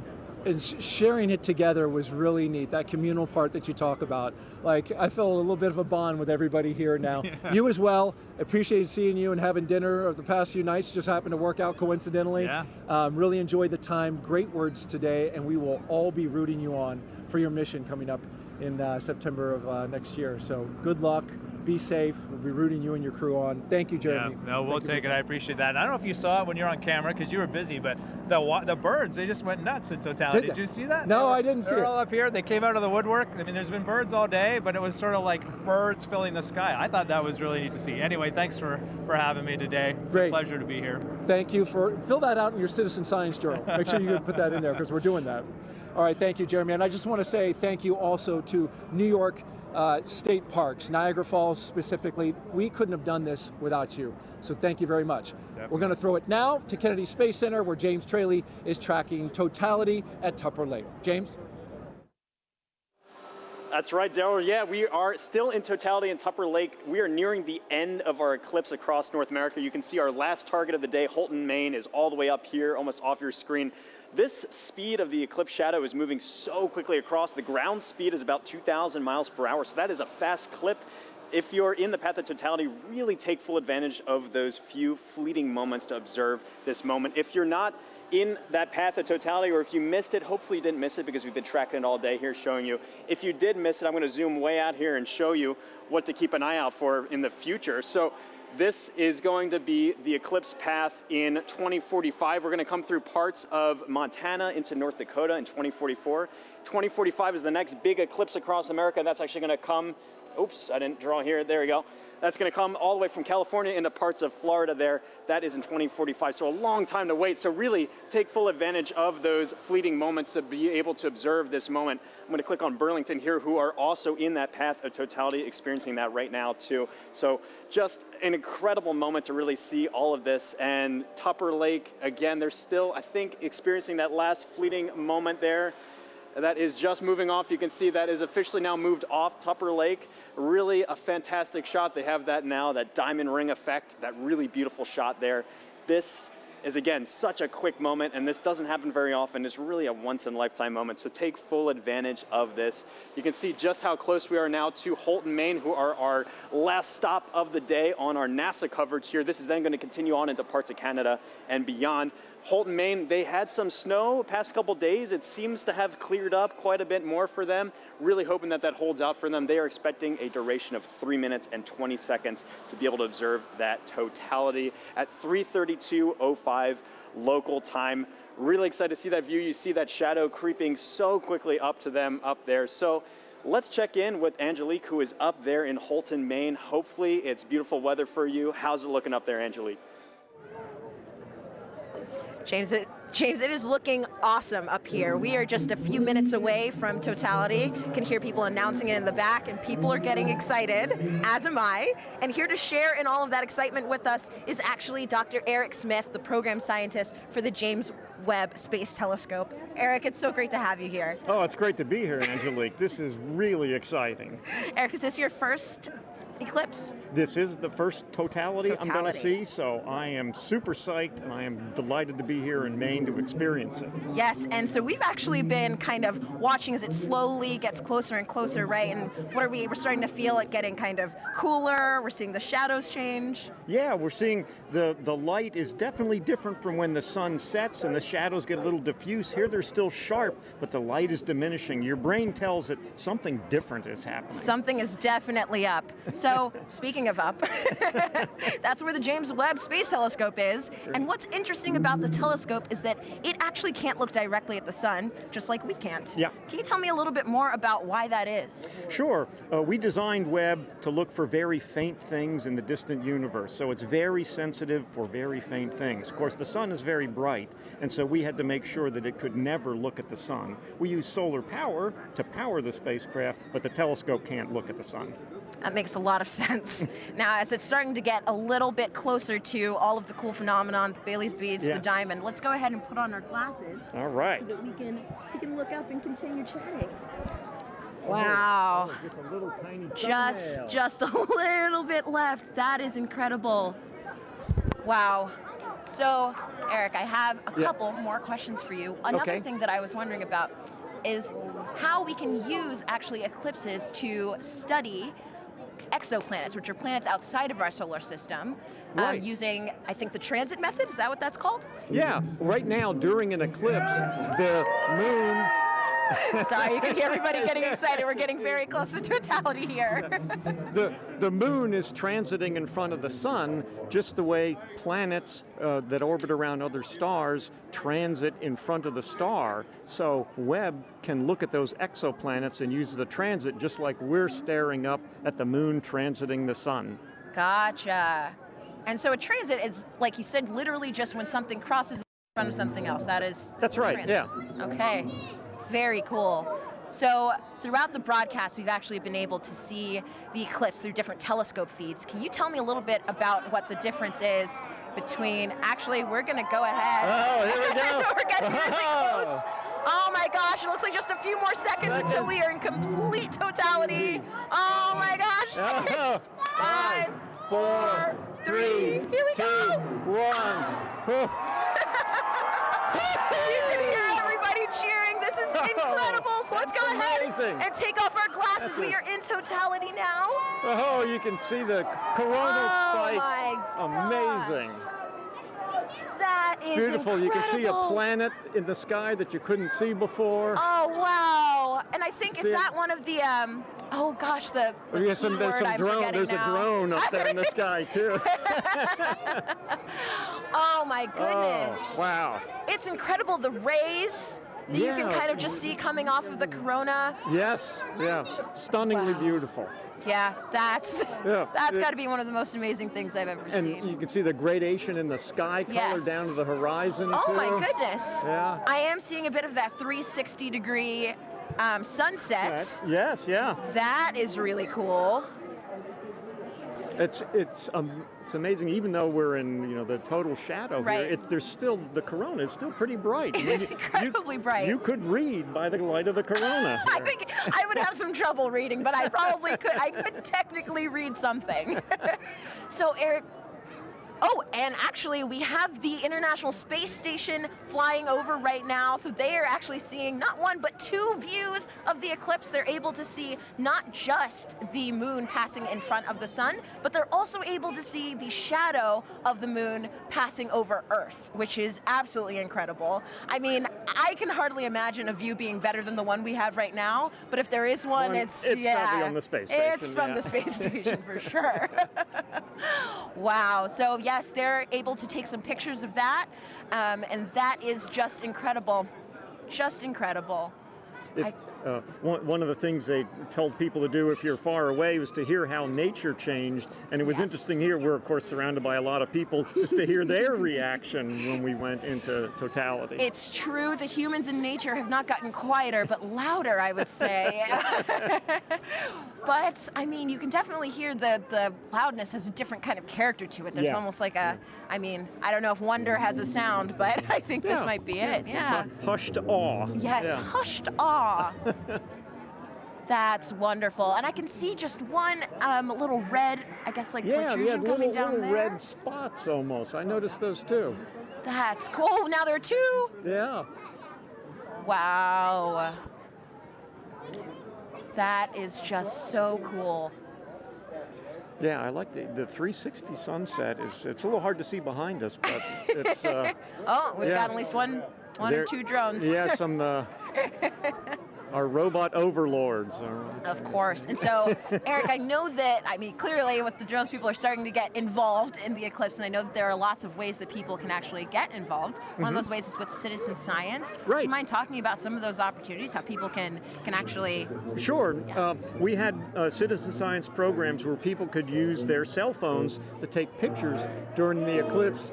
And we're getting ready to come out of totality. We're just put our glasses on. And here we go.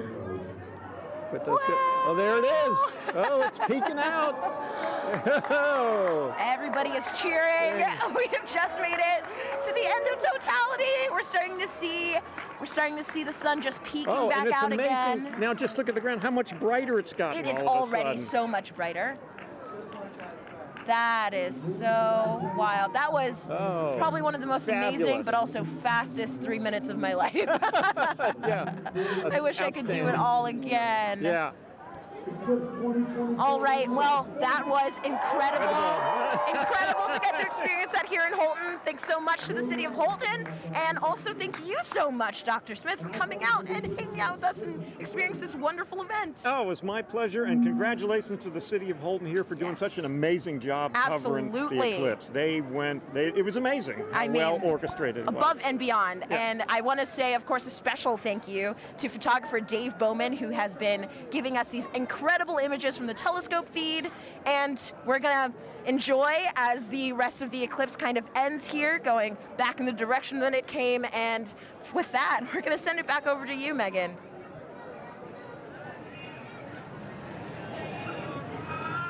Alrighty. Thanks, Angelique.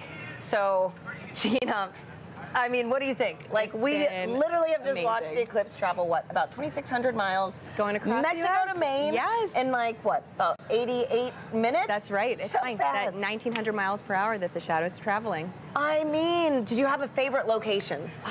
For me, I think between Russellville and Dallas, just getting to hear some of my colleagues and their excitement too, it was amazing. Oh my goodness, yeah, no. So, I don't know, I have to be a little bit biased. We did have some cloud cover here, we did. But to see it with your real eyes was just... And we had that moment, which was We did, right? yes. It was amazing. And so it's really cool too, just to think about how millions of us now have this shared moment of what could be a once-in-a-lifetime event. It's true. And so, folks, we have time for some more questions from our viewers. And again, we have another great question from Mackenzie, who's in the 3rd grade. Okay. Let's roll it now.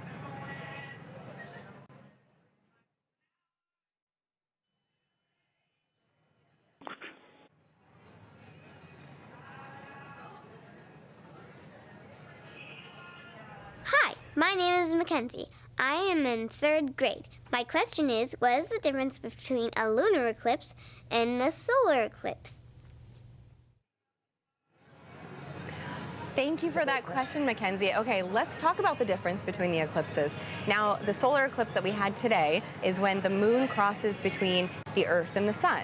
But we also get lunar eclipses, and a lunar eclipse occurs when the Earth crosses between the moon and the sun. So it's really about where the shadow's going. Today, we have the moon shadow projecting on the Earth. During a lunar eclipse, we have the Earth shadow projecting onto the moon. So that's the main difference there. That we just saw, too, those incredible views from space, That's you right, know, from to see that station. second perspective view. And so I've got another question for you right now. It's going to be Eli on Reddit, who wants to know, there are quite a few solar eclipses in the world every few years, so why is this one scientifically interesting?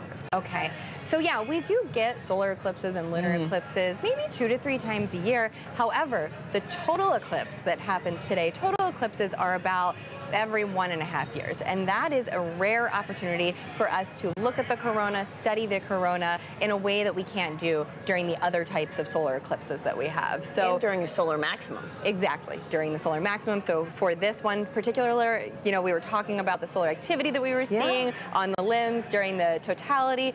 Yeah, there's just a bunch going on today for this eclipse. And so too, right now, we've got another incredible view. Oh, look at that. These are live views from space, which is just mind-blowing in general. And now we're also to see the moon shadow across the Earth. Wow. It is just amazing. So, you know, Gina, too, thinking about how many people across North America today witnessed this one moment, it's a good reminder that humanity has been experiencing these eclipses for centuries. And, you know, there are different meanings for these events in different cultures. Let's check in with Joy in Dallas to learn more about Indigenous astronomy. Joy. Hi, and welcome back to Dallas, Texas. I'm with Dr. David Begay. He's an Indigenous astronomer and also a member of the Navajo Nation. David, thank you so much for joining us. So when people think about science, they might be thinking of Western science. So David, how does that relate to Indigenous science? And what did the total eclipse mean to the Navajo people? I think the knowledge on the eclipse goes way back. From time immemorial, I'm told by my elders. And they knew that when you look at the sun directly, you can damage your eyes permanently. And so they knew that about the danger of looking at the eclipse with the naked eye. So people were encouraged to go inside to ensure that people weren't looking up, especially the kids. So it goes way back. And as far as eclipses, it's a time of renewal, the sun alignment with the moon and also the earth alignment. The whole cosmic cycle goes through a regeneration process. It revitalizes the process. And so it's a gift that goes on for many years, over and over. It's a cycle. And as far as science goes, there's different definition of science. Thank you, David. Maybe we can cut it. Yeah. Thank you. It's been an honor chatting with you. So thank you to everyone here for joining us. Thank you for the Arboretum for hosting us for this very, very magical moment. This has been an experience of a lifetime and one that I definitely won't forget. So let's head back to Tahira and Gina in Kerrville, Texas. Thanks, Joy. We're joined now by Jamie Favors, the director of NASA's Space Weather Program, to tell us more about some cool science that launched today during the eclipse. Welcome, Jamie. Thanks, Tahira. Hey, Jamie. Hey, how are you? Good. And so can you tell us, why did NASA launch rockets before, during, and after the eclipse today? Sure, so it's really to capitalize on this really unique situation. Things like this happen every day, going from daylight to, sunset into, darkness. It happens so quickly that we can make these measurements, one right after the next, to really understand very precisely what's going on in the atmosphere. With sounding rockets, we can do that so quick back to back, the way we can't do with some of the really large rockets. Okay, Wow. So Jamie, how high did the rockets actually go, and what's special about this area of the atmosphere? Sure, and we just launched the second of those three just a few moments ago, and that's going pretty well so far. These particular rockets are getting about 250 miles above the surface, pretty close to right about where the International Space Station flies. And before you ask, everything's safe. We take care of the. And it looks like we've got a playback of that right now. Here Oh, we go. wow. Perfect. Can you walk us through this? Sure. So from Wallops Island out in Virginia, on the Virginia Space Coast. So these rockets have multiple stages to them. So you're seeing one stage burn for a few seconds, then that drops off, and then the next stage will light, to eventually take it all the way up to about that 250-mile mark above the surface to make those measurements in the upper atmosphere. Wow, that looks incredible. Yeah. Oh my gosh. Okay, and so what is that area of the atmosphere, and why do we care about it? Yes, it's the upper part of our atmosphere. It's called the ionosphere. That's really from a perspective of heliophysics, where we really see a lot of that interaction with the sun and the earth. We care about it because that interaction can change the way our GPS signals work, our communication signals work, and even up a little bit higher, we start to see the influence of the sun actually causing the atmosphere to change its density in a way that can impact the way satellites orbit the Earth as well. Sure. Okay. Great. And so, Jimmy, today we've been doing this fun poll, to see who is Team Sun, Moon, and Earth. What team are you repping today? Well, other than Team Science. Don't choose the wrong answer. Well, my bosses would make sure I go for Team Sun today for sure. Oh, man. Okay. Well, thank you so much again. Thanks, Jamie. And, folks, it is time now to say goodbye to our friend, James Traley, who has made sure we've known where and when to look up all day. James, thank you. Yeah, thanks so much, Tahira. It's been fantastic tracking this eclipse across North America all afternoon with you. If you're still in the path of totality, you might be in a boat somewhere off the Canadian coast taking this all in. I hope you enjoy that view, that fleeting moment. We've made a big journey across. I can zoom out here on our eclipse board. You can see we started all the way down here in Mazatlan, Mexico. We've trekked all the way across and are now, like I said, breezing past Canada now into the Atlantic Ocean. It's been fantastic to track this. And if I turn on the shadow of our penumbra, you can see this highlighted area. Anywhere in there is still experiencing a partial eclipse. So if you're in that partial eclipse area, be sure to have your eclipse glasses at the ready so you can take in that fleeting moment. We just went outside a few moments ago here at Kennedy Space Center to take it in. It's fantastic, beautiful view. It's really cool to see. You got like a little chunk out of the sun there for us here, only about 50% coverage, but still fantastic to see. So really, it's been phenomenal. We've lucked out in general with the weather all of today too. That was the biggest concern I had going into the day here. It's been beautiful views up and down here, and so really fantastic to see this. Really been a lot of fun tracking this with our Eclipse Explorer. A big thanks again to our scientific visualization studio for putting this tool together. But for now, back to you, Tahira. And here with us now is NASA Chief Scientist, Dr. Kate Calvin. Kate, welcome. Hi, Kate. Hi, nice to be here. So happy to have you back here again. I know we had the pleasure of sharing the stage together for the annular eclipse. Right. Now, with today's total solar eclipse, can you tell our viewers what would you say is the #1 takeaway from today's events? I would say the #1 takeaway is that our universe is beautiful and understandable. We all got to experience this together today. We could predict when it would happen, and we did a lot of science today. That's great. So speaking of the science that was conducted, how does that fold into kind of the greater science that we're doing with NASA in the future? Yeah, so we did a lot of science today, and a lot of it really complements science that we do all of the time. So one of the things we were really looking at today was the corona. The moon blocked out the sun so that we could see that part of the sun's atmosphere. But we also have a mission called Parker Solar Probe that's orbiting closer and closer to the sun so that we can study the corona with that. We were also looking a lot at how the eclipse affected Earth. So we had a citizen science project that looked at how the eclipse changed temperatures and clouds. We have a mission that launched 2 months ago that's studying clouds all the time, a mission called PACE. Awesome. It'll tell us more about oceans and atmosphere on here on Earth.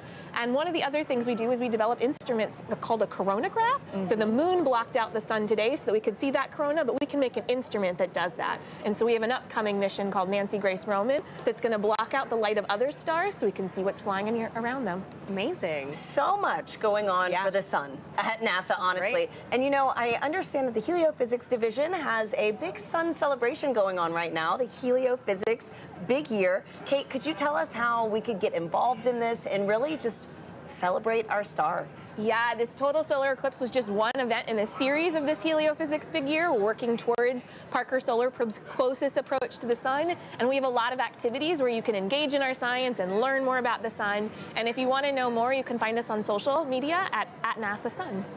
Fantastic. Wonderful.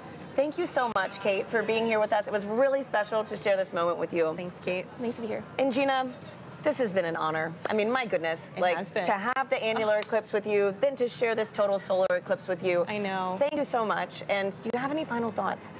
This was amazing. Annular was great, but to hear the energy here, the total was so just great a whole to be nother with level. Both of you, Yeah. Once again, thank you for having me. Absolutely. And a big thank you to the city of Kerrville, Texas, the Parks and Rec team, and all the people that made today's incredible event possible. I also want to thank our telescope operator Catherine Troach, for those great views of totality here in Kerrville. Folks, that is a wrap from Kerrville, Texas. Back to you in Cleveland. Thank you to Hira and Gina, and also Kate Calvin. And now check out who we have here at the host desk, the Astronaut himself, Josh Dobbs, who just signed on as quarterback for the 49ers. How do you feel about that? I feel good. I feel good. It's exciting times. Obviously, I spent a couple years here in Cleveland. Got a chance to have some fun over at NASA Glenn during my time here. So it's cool to be back and taking the Eclipse Fest here in Cleveland. But looking forward to the future in San Francisco. I know NASA's doing some great work out there on the West Coast, so we'll be able to stay tuned to that as well. Yeah, so for people who don't know, the Astronaut nickname comes from some incredible plays you had last year, and also you have a background here with us at NASA with some externships, but also you're an aerospace engineer. So how did it feel being back here specifically in Cleveland to watch the total solar eclipse? It felt really good. When this event was put on my radar about a year ago in last off-season, they're like, hey, the eclipse is coming straight through Cleveland. We'd love to have you here. It's going to be a once-in-a-lifetime event to be able to experience it, especially right here on the beautiful Great Lakes, and obviously have some great weather today. So I marked on my calendar a year ago, and to make it back here and take it in, and get a chance to hang out with the city I spent 2 years in, it's been great. I think the biggest thing that I've enjoyed is just seeing the interest from the city of Cleveland and how many people traveled here to take in the event today, and to be able to then also go learn about the future of NASA and the future of space exploration as well at the same time. It's a once-in-a-lifetime opportunity to take it in, and it's been an honor to be here.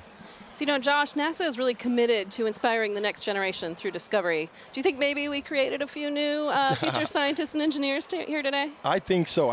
There's a wealth of youth walking around here and taking in not only obviously the blow-ups and the displays outside, but also the Great Lakes Science Center inside, and just seeing the history of the space program. I think that gives them perspective. And so that's just like NASA, that's been my approach. You know, I think the youth obviously is the next generation. They're going to have a tremendous impact on the world, and being able to inspire the youth out here and the youth across the country that if you have interest in STEM and also are really good at sports, you don't have to split your eggs into, you don't have to split up your eggs, right? Like you can go out, put all your eggs in both baskets and work hard to achieve those goals and dreams. Now, Josh, we have time for one other question. It's the most important question we're going to ask you. Okay. Who was the star today? Was it the sun, the moon, or the earth? Say the right thing, Josh. Say the right thing. Drum roll, drum roll.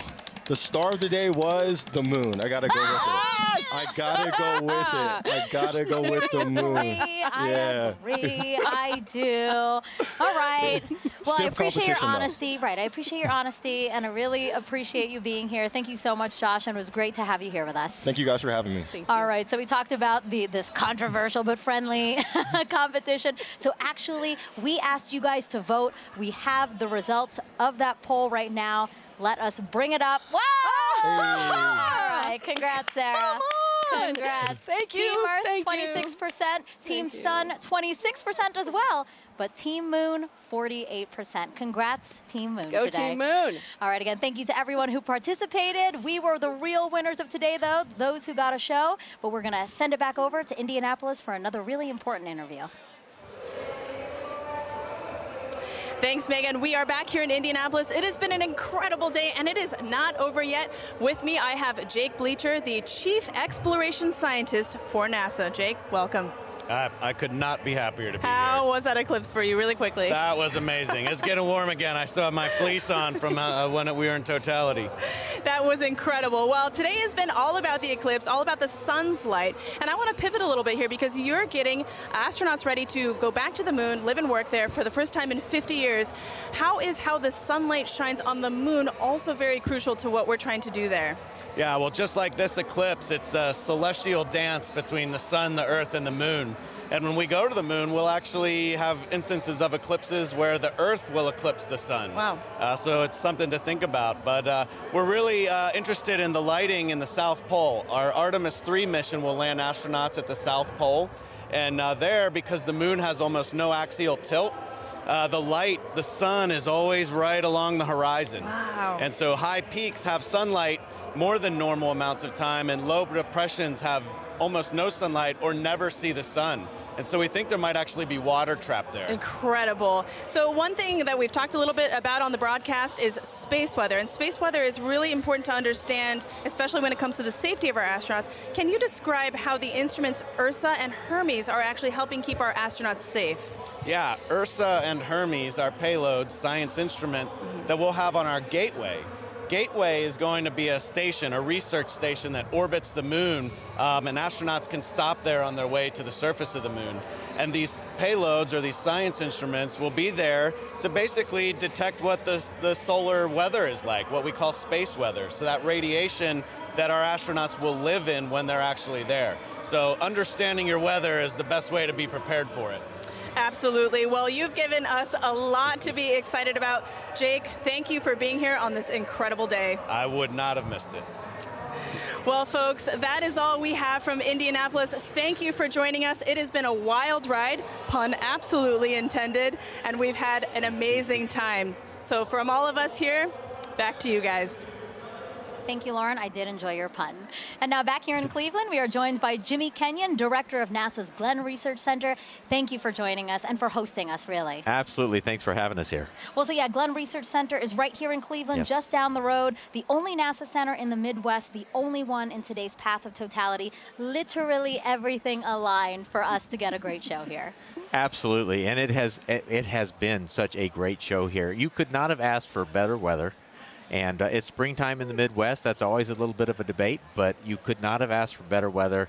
What a great outing. We're here with our partners at the Great Lakes Science Center, and which hosts our visitor center, so where the people are. And just a great opportunity to have everybody here and connect them with what we do. Yeah. Yeah, you hosted this wonderful 3-day event here and invited the community and all your visitors in to come and explore and learn a little bit about Glenn. Why was that important to you? It's important, but, well, as you know, having a total solar eclipse pass over your community is, for most people, a once-in-a-lifetime opportunity. But to have a total solar eclipse pass over a NASA community like Right. Cleveland. Right. That's even more rare. But what it does is it creates such a great opportunity to connect people with what we do. Everybody is here paying attention to our planet, paying attention to the moon and the sun and how all of these things work, our solar system and our universe. And that just gives us a great opportunity to say, this is what we do. Right. And connect people with that. And that's, you can't pass that kind of an opportunity up. Right, and speaking of all, like you said, the science, all this discovery that we're enabling today by the eclipse, you know, let's talk more about the science, you know. I know that nothing flies without Glenn. That's what you love to say, Jimmy. That's so right. Can you explain the center's critical role within NASA? At NASA, Glenn, we work on aircraft propulsion, spacecraft propulsion, power for both aircraft and spacecraft, communications. We also work on materials and testing in extreme environments, but our core competencies of power, propulsion, communications. No aircraft and no spacecraft flies without those three things, and they never will. And so NASA Glenn is literally part of virtually every NASA mission. Well, Jimmy, thank you so much. I really appreciate you being here and again hosting us. This was a wonderful event. I know so many people joined us here and really enjoyed it because we were watching, we were looking out at the crowd, Yeah. Lots of smiles. So Yeah. really, thank you so much, you and the Great Lakes Science Center. And thank you for being here and being part of this with us and really putting NASA and NASA Glenn on the map here for us. Thank you, Jimmy. you. Thanks so Thank you. much. Have a great day. All right, and a big thank you to our whole team positioned across the path, from our correspondents to our experts and our telescope operators. We couldn't have done it without all of you. And Sarah, as we're taking again this aerial shot of the Great Lakes Science Center, so beautiful. Such a wonderful way to experience my first total solar eclipse, and I hope you had a good time too, because I know this isn't your first total solar eclipse. No, this is my second, but it was really great and special to be able to experience it with you and all the folks here. Yeah, we did notice that people right after, the people were like, whoa, they were trying to get out. There's a lot of really fun events happening in Cleveland, so there's a lot of people in downtown. So I hope that they took some time to look up today and really enjoy what they saw. Yeah, and not only all of the great views that we had, but we also really did some cool science today too. Yeah, really, really cool science. And actually, yeah, let's talk about that. You know, NASA's heliophysics big year isn't over yet. You know, we had the annular eclipse, then we had the solar eclipse, and now talk to us about what's happening in December. Yeah, coming up on Christmas Eve, in fact, Parker Solar Probe will make its closest approach to the sun, 3.9 million miles, which still seems like a long way to me, but apparently that's actually pretty close. Yeah, I can't believe that's happening. Again, just that it's all, we've been saying this all day, aligning. Everything is aligning for us to have a beautiful show. And so, yeah, you know, Sarah, again, thank you so much. You know, we watched this together, race across Mexico to Maine in only an hour and 28 minutes. And again, we have so much more to look forward to. So we hope you all stay with us as we continue studying our sun and how it affects us, from all of us here at NASA, where we make air and space available for everyone. Thank you for watching and enjoy the rest of your day.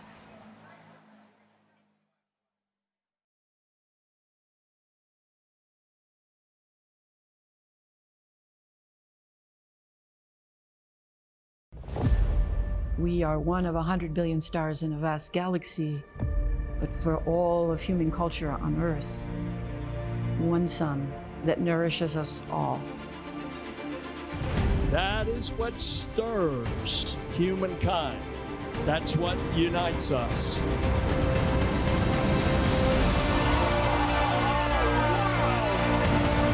Experience the wonder, the beauty, and the power of our star. One sun across space, time, and culture. Let us continue the quest to unfold this universe. And let us continue to find unity in our discovery.